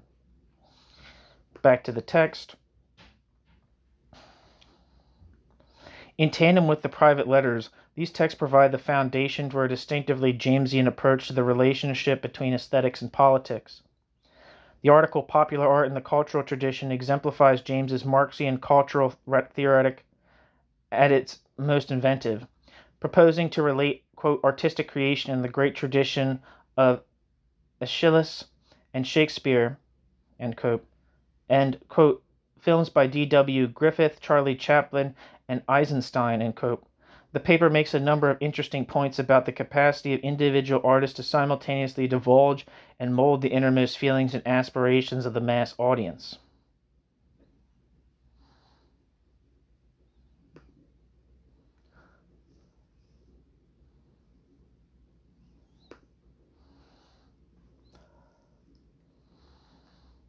James opens with the observation that modern film reflects, quote, the extended interest, awareness, needs, and sensibilities of modern men, end quote. A world of, quote, constantly increasing multiplicity, end quote, engenders, quote, techniques of flashback, cross-cutting, and a camera of extreme mobility, end quote. Modern cinema's, quote, panoramic view, end quote, is accompanied by an awareness of, quote, the depths and complexities of the individual personality, ... This finds its most plastic representation in the close-up, end quote. James, Popular Art and the Cultural Tradition. Modern aesthetics, James insists, must draw, quote, upon modern popular art and above all the modern film, end quote, because film allows the artist to form a complex bond with the mass audience. The, quote, modern director, James writes, quote, moves his camera always with a view to whether he wishes the audience to be directly involved in the middle of the action or for some artistic reason to be removed from it. Never before has the audience been so directly a constitution of the process of artistic creation, end quote. James, Popular Culture and Cultural Tradition. James writes on the next page, quote, since Aristotle and Plato and the decline of the Greek city-state, criticism of necessity no longer has the mass popular audience as the center of its concepts. It is the modern film which has restored this possibility, end quote.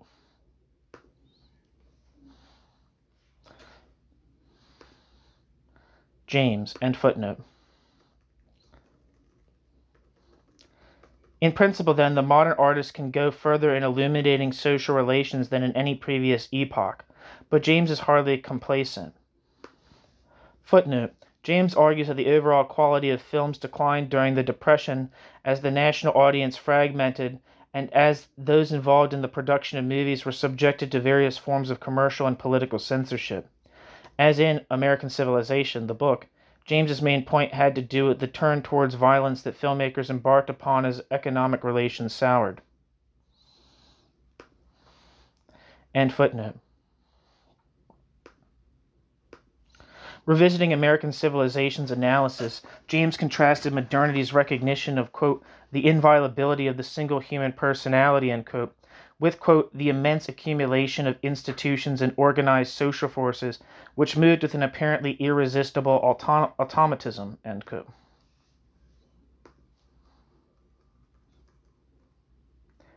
It is precisely that oppressive sense of, quote, automatism, end quote, that is absent in the work of Shakespeare and Aeschylus.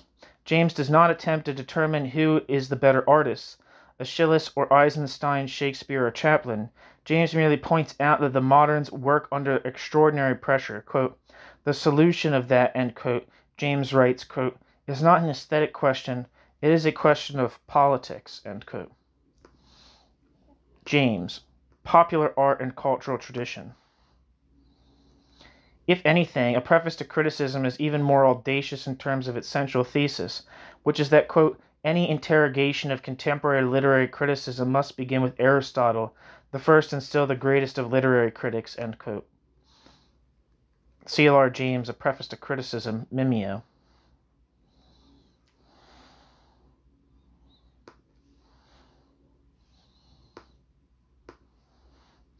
Modern criticism by James is characterized by a lack of unity or consistency.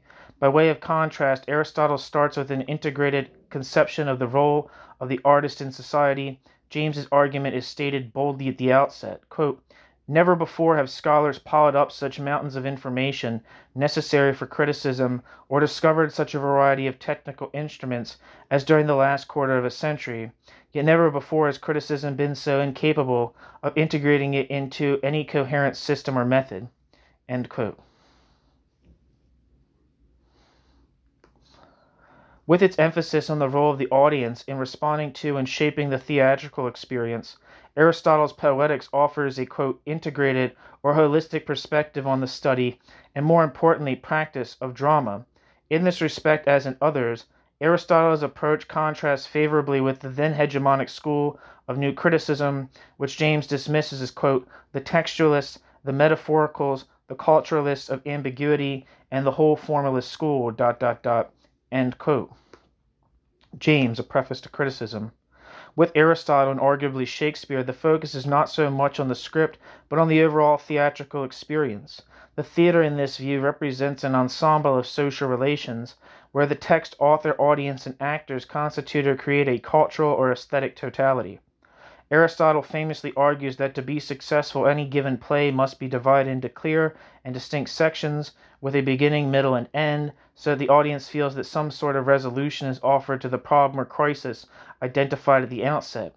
An effective playwright must also give serious consideration to what Aristotle terms the, quote, plot. In this context, the plot refers more to the underlying logic of the action than to the storyline as such. Much of A Preface to Criticism is taken up with Shakespeare's tragedies and their appeal to an Elizabethan audience. As we have seen, the specific composition of the audience is of particular concern for James, and a good deal of interesting material is presented concerning the sociological makeup of this audience, its popular and democratic character, how it felt a need for new kinds of stories. The central point that James has to make is that, as in ancient Athens, Shakespeare's audience was a, quote, national audience, one that was more inclusive than any particular sectional interest. Quote, it was the stage on which the audience saw and marked out its destiny, end quote, James writes.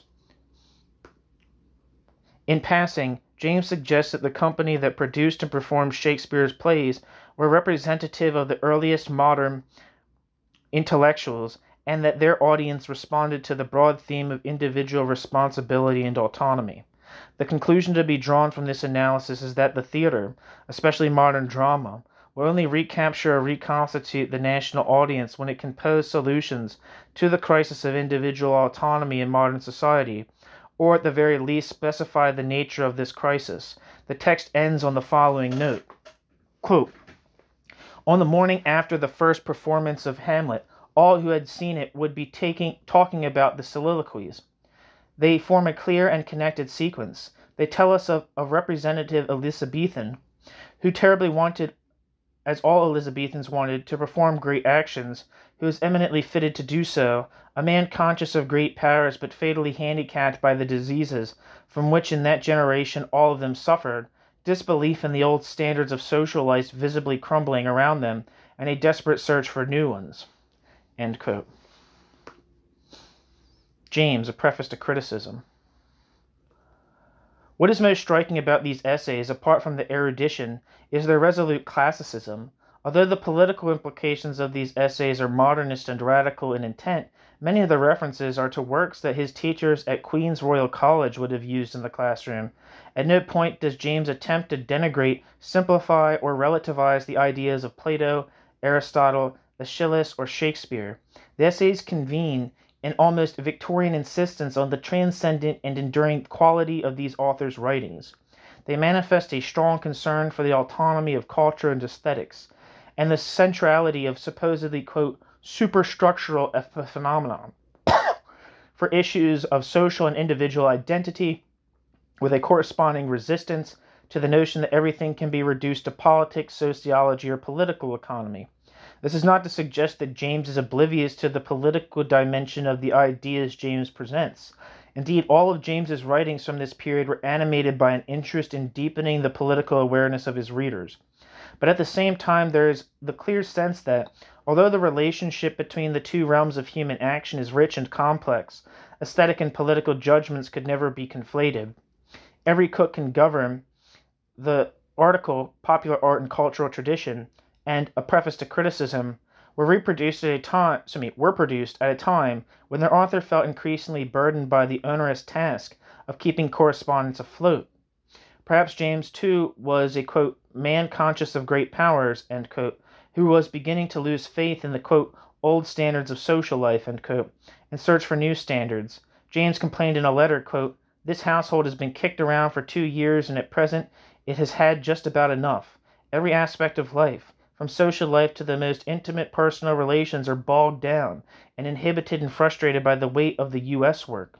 And yet I know very well that it has to be done. I know that better than all of you. Therefore it will be done. But we must come to an understanding that at the upcoming correspondence convention, it comes to an end." End quote. James, open letter from C.L.R. James to U.S. comrades, March 15th, 1956. Not surprisingly, the convention changed nothing, and CLR and Selma continued to supply political and tactical advice, journalism, and commentary. Although the political climate in the United States was slowly unthawing, with McCarthyite paranoia giving way to a bland consumer culture, the correspondence group enjoyed only a modest success in drawing new supporters into its ranks. Some members looked abroad for inspiration. James himself believed that as a result of certain dramatic developments in Eastern Europe, international politics was poised on the brink of decisive transformation. The Trotskyists were not the only tendency that hoped that the telos of history would ultimately justify or redeem their political program. In October of 1956, Hungarian society erupted in open revolt against communist rule. Taking advantage of a schism in the ranks of the party elite, industrial workers in the larger factories formed a network of rank-and-file organizations, and a delegation of these groups called on the government to abolish factory norms and quotas, raise wages, and transfer decision-making powers over issues of health and safety to the ad hoc network. The new reform-minded communist head of state, Imenaj, opened negotiations with workers' groups partly because of the economic power they wielded and partly as a result of the enormous public sympathy these groups had generated. Within days, this policy of limited cooperation had provoked an armed Soviet intervention which efficiently crushed the rebellion. Some Hungarians responded with strike activity. Quote, "For 7 weeks the strikes continued, sometimes dwindling into a partial paralysis of a few branches of industry, when enlarging again into a universal work stoppage," end quote, wrote 2 Hungarian intellectuals. Footnote: Ferenc Feher and Agnes Heller, The Hungarian Revolution, published in Radical America, Volume 16, Number 3, 1983. End footnote. Industrial militancy proved no match for Soviet tanks, yet in June 1956, Polish workers in Potsdam demanded that a new plan be implemented by the Polish state which ceded control to democratically constituted workers' groups over the production process. A, quote, October crisis, precipitated by the collapse of party authority in Poland, brought Soviet soldiers into Warsaw on the 19th of October, 1956. Coming only 3 years after strikes in East Berlin had rocked the newly partitioned East German state, the Hungarian uprising neatly subverted Soviet and communist claims to political legitimacy in Eastern Europe. By using troops to smash autonomous workers' councils in a nominally sovereign country, the Soviets had reaffirmed the imperial character of the Stalinist regime. In addition, the Hungarian and Polish protests demonstrated the potent force of democratic forms of mass mobilization. By challenging Soviet power in the Eastern Bloc, by establishing a political system based on workers' power, however short-lived, the Hungarians had, in the words of Irving Howe and Louis Kosar, quote, vindicated man in the 20th century, end quote. Louis Kosar and Irving Howe, Revolution in Eastern Europe, published in Dissent No. 3, November 1956. I think I have a bit by Louis Kosar here on the channel. And at the same time, that was Louis Kosar when he was a member of the Workers' Party. At the same time, the failure of the United States and its allies to provide meaningful backing to the Hungarian rebels highlighted the limitations and shortcomings of the Western alliance. As James and others had argued, there was indeed a sphere of independent political action that existed outside the realm of the superpowers and their military blocs. It was this sphere, in fact, that the Shachtmanites knew as the, quote, third camp. The Hungarian uprising was perhaps the most dramatic manifestation of the relevance of third camp politics in the entire post-war era. While the events in Europe seemed to leap out of the pages of correspondence, and, for that matter, labor action, they had little impact on the fortunes of the embattled Johnsonite movement. But the group's London-based leaders found their spirits rekindled overnight. CLR and Selma were not especially interested in the details surrounding the rise and fall of the Naj government, nor did they care about the reform program offered by the Polish regime. Instead, the Jameses found solace and inspiration in the emergence of working-class self-organization. For the Jameses, events in Eastern Europe confirmed the original Johnson-Forrest perspective on the struggle against state capitalism and the democratic potential of the proletariat. Workers themselves, electing their own leaders, were willing to assume the responsibility of reorganizing production without the, quote, benefit of a revolutionary party. Hungarian workers had advanced a proletarian form of direct democracy, and Polish workers had demonstrated that they were willing to follow the Hungarian lead. It boded well for the future. As James wrote to his U.S. comrades, quote, I don't think you all recognize what the Hungarian Revolution means. Since 1917, nothing has so shaken the world. Europe is on fire with it. So is Asia. It may hit the U.S. with full force later, I don't know. But everybody knows that 1945 to 1946 is finished, and they feel that perhaps probably the future is with the revolution after all. Go to meet it, end quote. James. Letter from CLR James to Neff, or Lyman Payne, November 1956. But what did it mean to say that Asia and Europe were on, quote, on fire? James's imagery evoked more than it explained. Certainly, communist parties and governments across the globe were challenged by events in Hungary and Poland. American leftists of all stripes were taken aback by signs of rebellion within the communist bloc. But if it was James himself who was on fire, James did not make it very clear what it meant to, quote, go to meet, end quote, workers' upsurges in Eastern Europe. What could the tiny correspondence group do? Facing Reality, a book-length discussion of the, quote, new society, where to look for it, how to bring it closer, end quote, was designed to answer this question. Written by Grace Lee and CLR James, the cover proclaimed Socialissimo Barbarie leader Cornelius Castoriadis to be a co-author. Although Castoriadis contributed a chapter on, quote, the Marxist organization today, Castoriadis did not see the manuscript before it went to press. Footnote. The original typescript of Castoriadis' chapter, as well as other documents concerning his role in the production of Facing Reality, are presumed missing as a result of the fact that Castoriadis had to store his correspondence at a friend's house after de Gaulle came to power in 1958 and initiated a police crackdown against subversives. It was at this point that Castoriadis changed his pen name from Pierre Chalieu to Paul Cardin. I would like to thank David Ames Curtis for his prompt response to my queries concerning the James Castoriadis connection. That's actually very interesting. I didn't know that at all. End footnote. Facing Reality generalized from the Hungarian case to argue that modern society was moving towards a series of confrontations between workers' councils and bureaucratic institutions.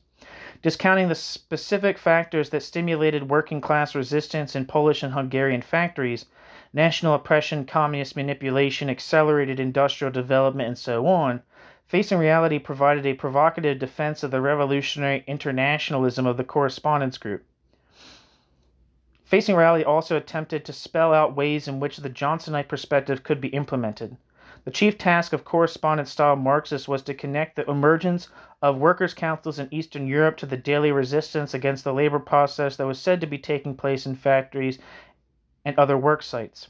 Newspapers like Correspondence could help educate readers about the fundamental reality of the, quote, new society, as exemplified by the, quote, mutual help and solidarity of organization, which already anticipates socialist relations, end quote.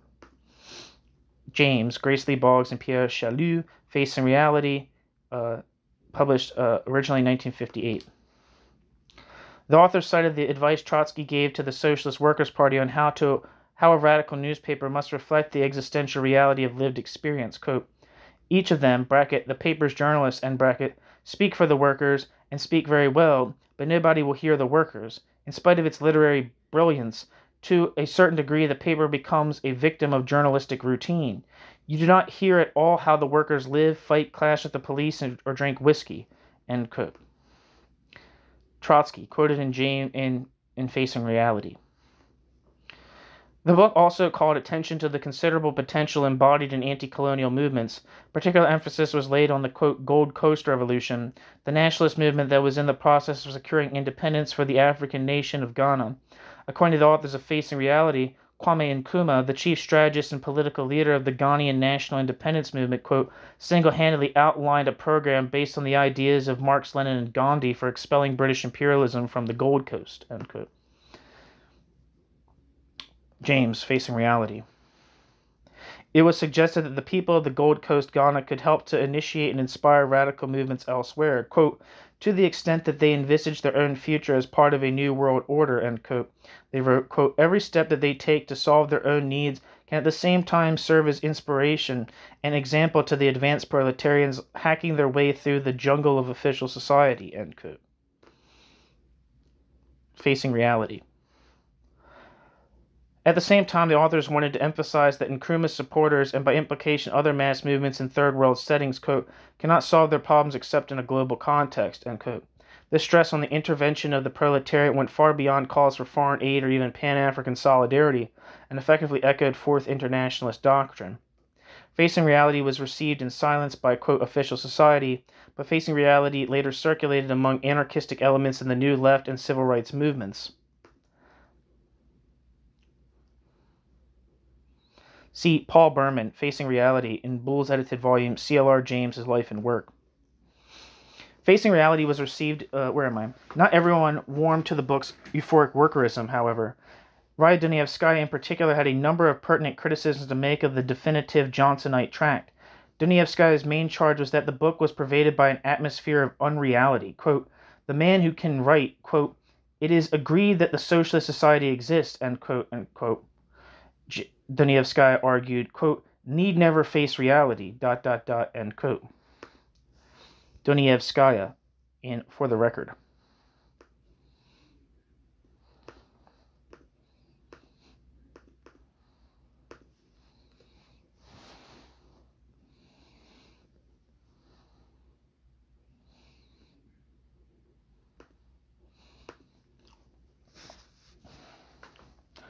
As Dunayevskaya points out, James and his co-authors had reached the conclusion that the, quote, invading socialist society, end quote, of which Engels had written was fast becoming reality in the capitalist West. It was almost as if a situation of, quote, dual power, the unstable coexistence of two competing systems of sovereign authority actually prevailed in the 1950s. Cornelius Castoriadis made a similar point when he argued that James tended to emphasize, quote, unilateral and hence absurd positions, end quote, and erected them, quote, into an absolute, end quote. It is, quote, not too difficult to understand, end quote, how wrote Castoriadis, that, quote, if socialist society already existed, people would probably have noticed it, ... end quote. Castoriadis.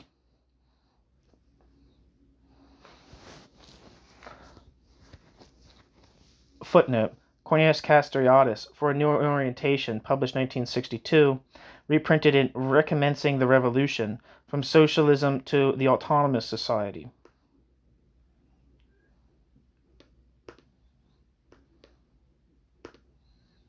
One second.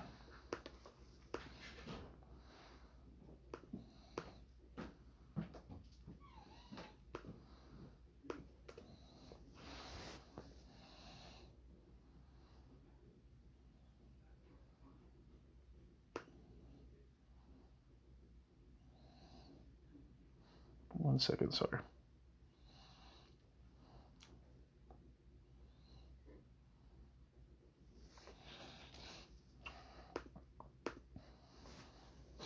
Back to the text.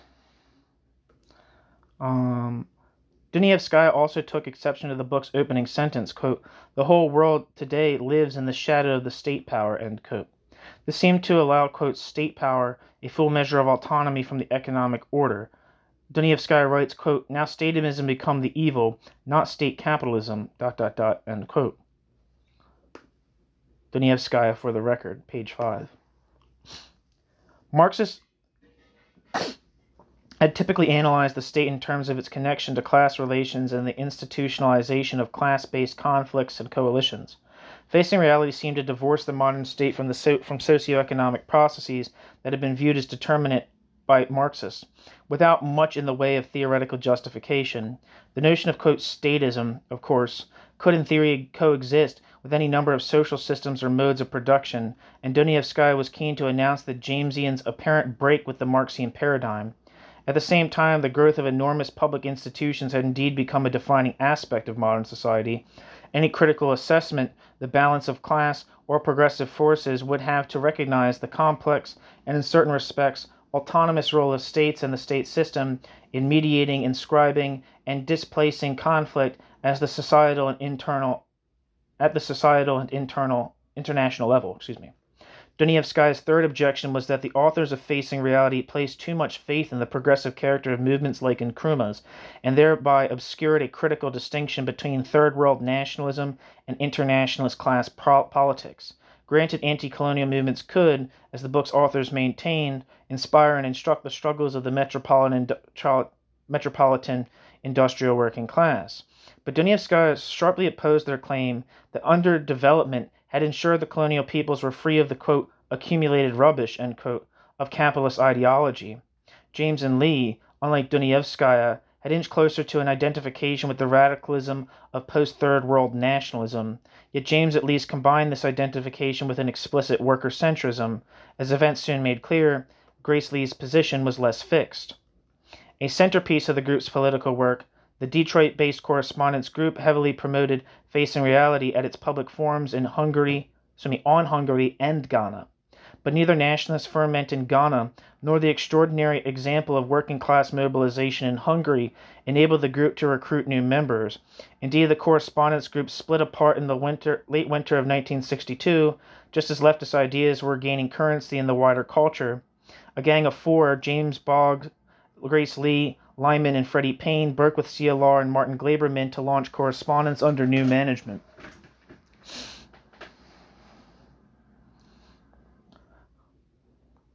Their magazine called for the revival of public morality and civic virtue in modern America, and they ardently backed the movement for black civil rights in the South. They took the notion of, quote, Americanizing Marxism one or two steps further than the Johnson-Forrest tendency, placing an even greater value on the importance of speaking in the American vernacular and on integrating socialist themes with indigenous traditions. In retrospect, it seems evident that at some point during the late 1950s, Lee and the other members of her circle had lost their faith in Marxism's social scientific explanatory power. They now sought to discard Marxian concepts of, quote, class, quote, party, and, quote, struggle in favor of somewhat looser notions of, quote, community, quote, freedom, and, quote, justice. They still maintained a commitment to socialist principles, broadly defined, and their overall analysis certainly drew on Johnsonite themes. At the same time, their vision of humanity's future was less centered on the state of working-class consciousness and mobilization than James's or Marx's. substituting a quasi-New Age conception of the development of the whole person for the worker-centrism that they had once embraced. They later said that they had been seeking to, quote, advance beyond the idea that all radicals have held, that in order to advance socialism, you must first smash capitalism. We have to advance towards the new society by projecting an entirely different way to live and by building new social ties, end quote. James and Grace Lee Boggs and Freddie and Lyman Payne, Conversations in Maine, Exploring Our Nation's Future. Published with South End Press, Boston, 1978. I think South End Press tends to be a little bit more libertarian in nature, libertarian socialist. The description for Conversations in Maine, Exploring Our Nation's Future, says, 4 veteran activists discuss the difficulties of creating social change in the United States. This volume touches on the matters of philosophy, art, class analysis, and social strategy, in every instance seeking a new vision of social organization and effective means of realizing that vision.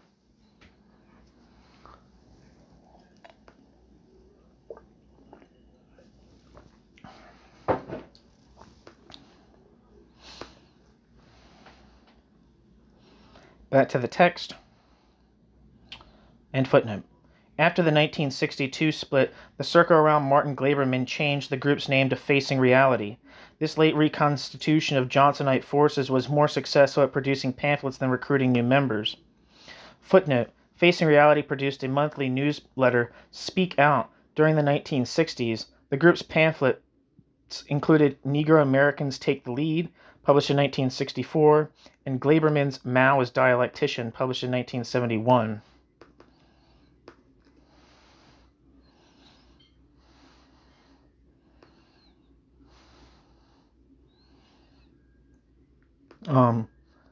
The description for Negro Americans Take the Lead, a statement on the crisis in American civilization, says, a pamphlet by the Detroit-based Marxist group on the movement by blacks to control their destiny and in turn reshape American society, a task historically subverted by the ruling class through its tool of racial antagonism.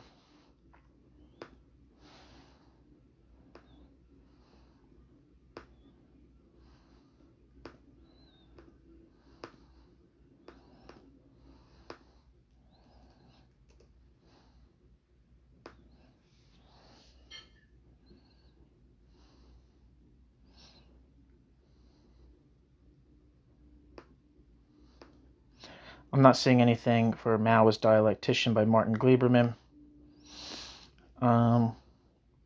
Continuing. Circulating James's writings was a key function of the organization, which issued his Marxism and the Intellectuals in 1963 and Lenin, Trotsky, and the Vanguard Party in 1964. The group was officially disbanded in 1970.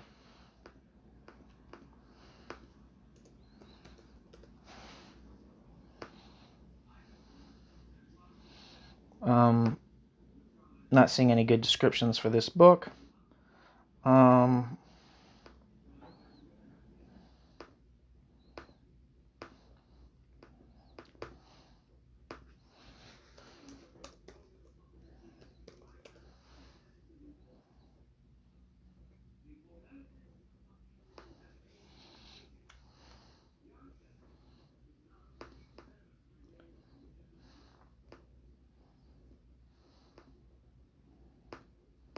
One second, sorry.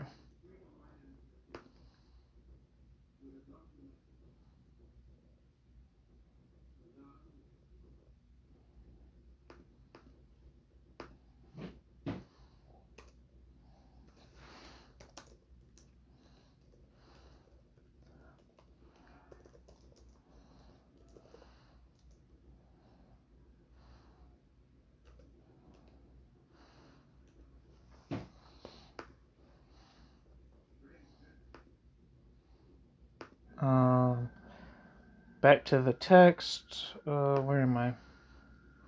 Yeah, I didn't find anything on any of those. And footnote. Where am I?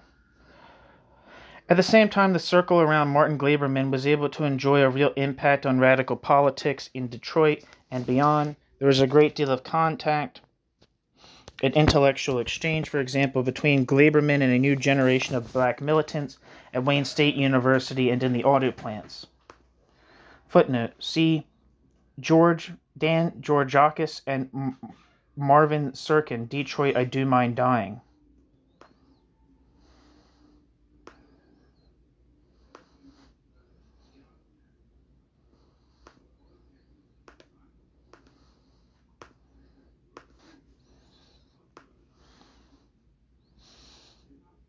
This has been republished by Haymarket Press.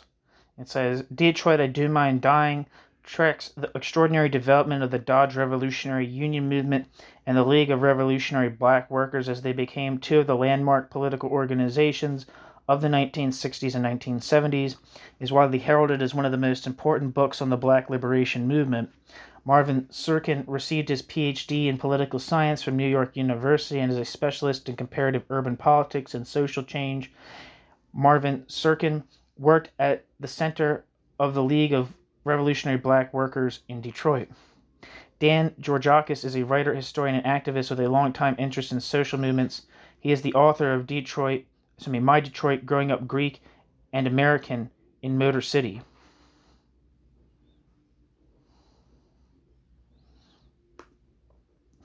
Back to the text and footnote.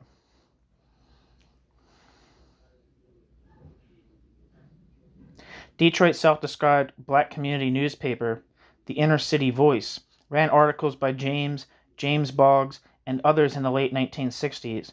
In addition, George Rawlik describes an afternoon he and Glaberman spent in Ann Arbor in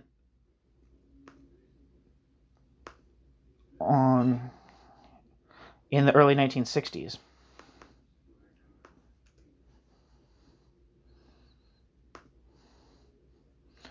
Wikipedia says George Rawlik lived from 1929 to 1990 and was an American academic, historian, and socialist, best known for his editorship of a 41-volume set of oral histories of former slaves titled The American Slave, a Composite Autobiography.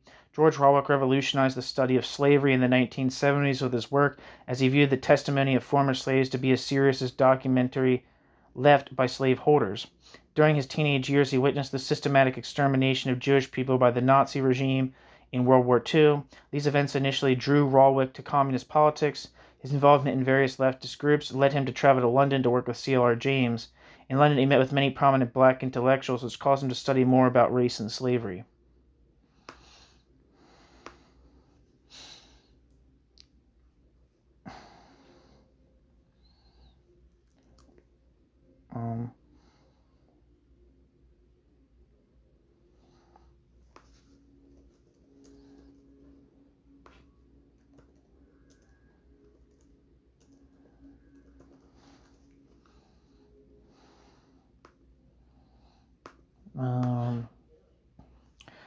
Let me repeat that. In addition, George Rawlik describes an afternoon he and Glaberman spent in Ann Arbor in the early 1960s, lecturing to a political science class taught by Bob Ross on radical alternatives.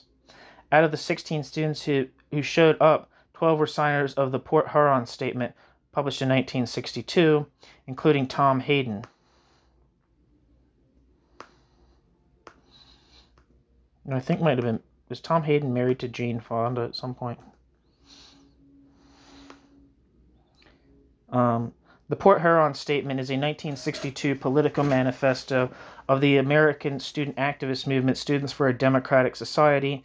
The Port Huron Statement was written by SDS members and completed on the 15th of June 1962 at a United Auto Workers retreat outside of Port Huron, Michigan, now part of Lakeport State Park, for the group's first national convention.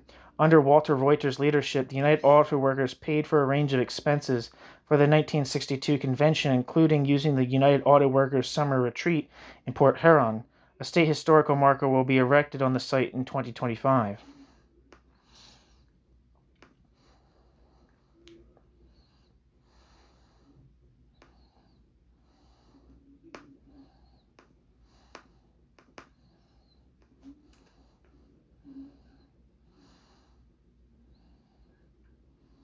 And Wikipedia says Tom Hayden lived from 1939 to 2016. Tom Hayden was an American social and political activist, author, and politician. Tom Hayden was best known for his role as an anti-war, civil rights, and intellectual activist in the 1960s, becoming an influential figure in the rise of the New Left. As a leader of the leftist organization Students for a Democratic Society, Tom Hayden wrote the Huron Statement, helped lead protests at the 1968 Democratic National Convention, and stood trial in the resulting Chicago 7 case. In later years, he ran for political office numerous times, winning seats in both the California State Assembly and California State Senate. At the end of his life, he was the director of the Peace and Justice Resource Center in Los Angeles County. He was married to Jane Fonda for 17 years and is the father of Troy Garrity, who's an actor. So I was right. Back to the text. But no one around the early Students for a Democratic Society expressed any interest in joining the Johnsonites, even though there was discernible similarities between the constitutive SDS document and the radical small d democratic politics of facing reality. James reflected on the decline of the correspondence tendency in a letter to Glaberman penned in 1962, quote, "The movement which we started," end quote, James wrote, quote, "has been broken up almost to bits," end quote. James then sketched the personalities of Dunayevsky and Lee, the formidable women who led the 1955 and 1962 splits from correspondence respectively. Quote, "There was Ray, bracket, Raya, end bracket, an old Bolshevik, very highly trained and very dedicated, ... Next on the list is Grace, a very highly capable person. All that Ray gave us to use and experience and knowledge of Bolshevism, Grace gave us in philosophy and general high level of education. I cannot forget not only what the movement was, but what I personally owed to both of these girls, bracket, sick, end bracket. We as an organization could not forget it either. If we forget it or ignore it or pass superficial remarks about it, it means that we don't know what we had and therefore we don't know what we are now without," end quote. James. Letter from C.L.R. James to Martin Glaberman, December 3rd, 1962.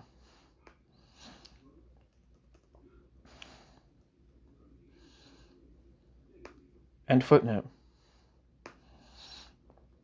One final note on correspondence's decline. Irving Howe in his noteworthy biography, A Margin of Hope. Excuse me.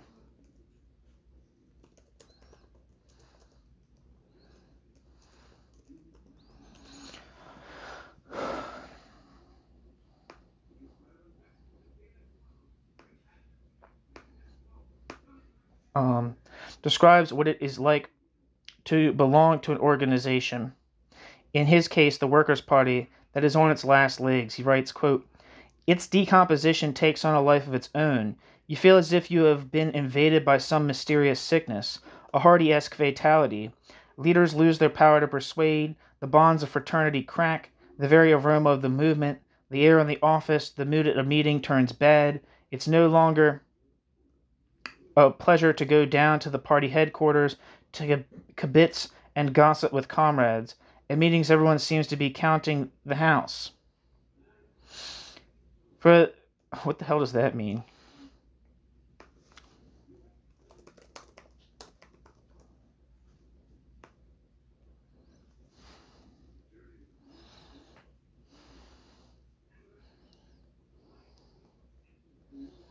I don't know. I'm not seeing anything for counting the house.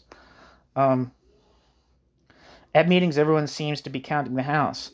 For the few to whom it matters, this decline can be agonizing, like a secret nagging pain, end quote. Irving Howe, A Margin of Hope, an intellectual autobiography.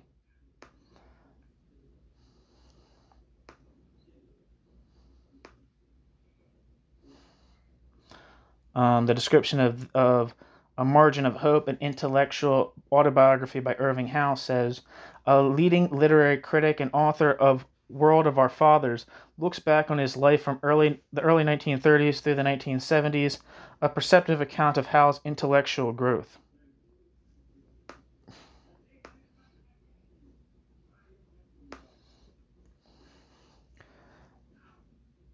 Back to the text and footnote. Yet few Johnsonites succumbed to Howe's, quote, "mysterious sickness," end quote. In different and sometimes opposing contests, each of the group's leading activists sought to reach the campus radicals of the 1960s, producing reflective books and essays filled with interesting ideas. From the outset, moved by the passage of time, we can hardly comprehend what it must have felt like to have been an American radical at the height of the Cold War. James was quite right. Passing superficial remarks would only mean not knowing, quote, what we are now without, end quote. Our attention moves from the United States southward. When the James household moved to Trinidad in 1958, C.L.R. James was still somewhat preoccupied by correspondence. James was writing for their paper and sending them lengthy letters, but we are finished with that part. We will follow him to the Caribbean and then back to Britain, where Beyond a Boundary was published and his reemergence as a literary figure seemed assured. Okay, so that's the end of the chapter. Thank you so much for listening.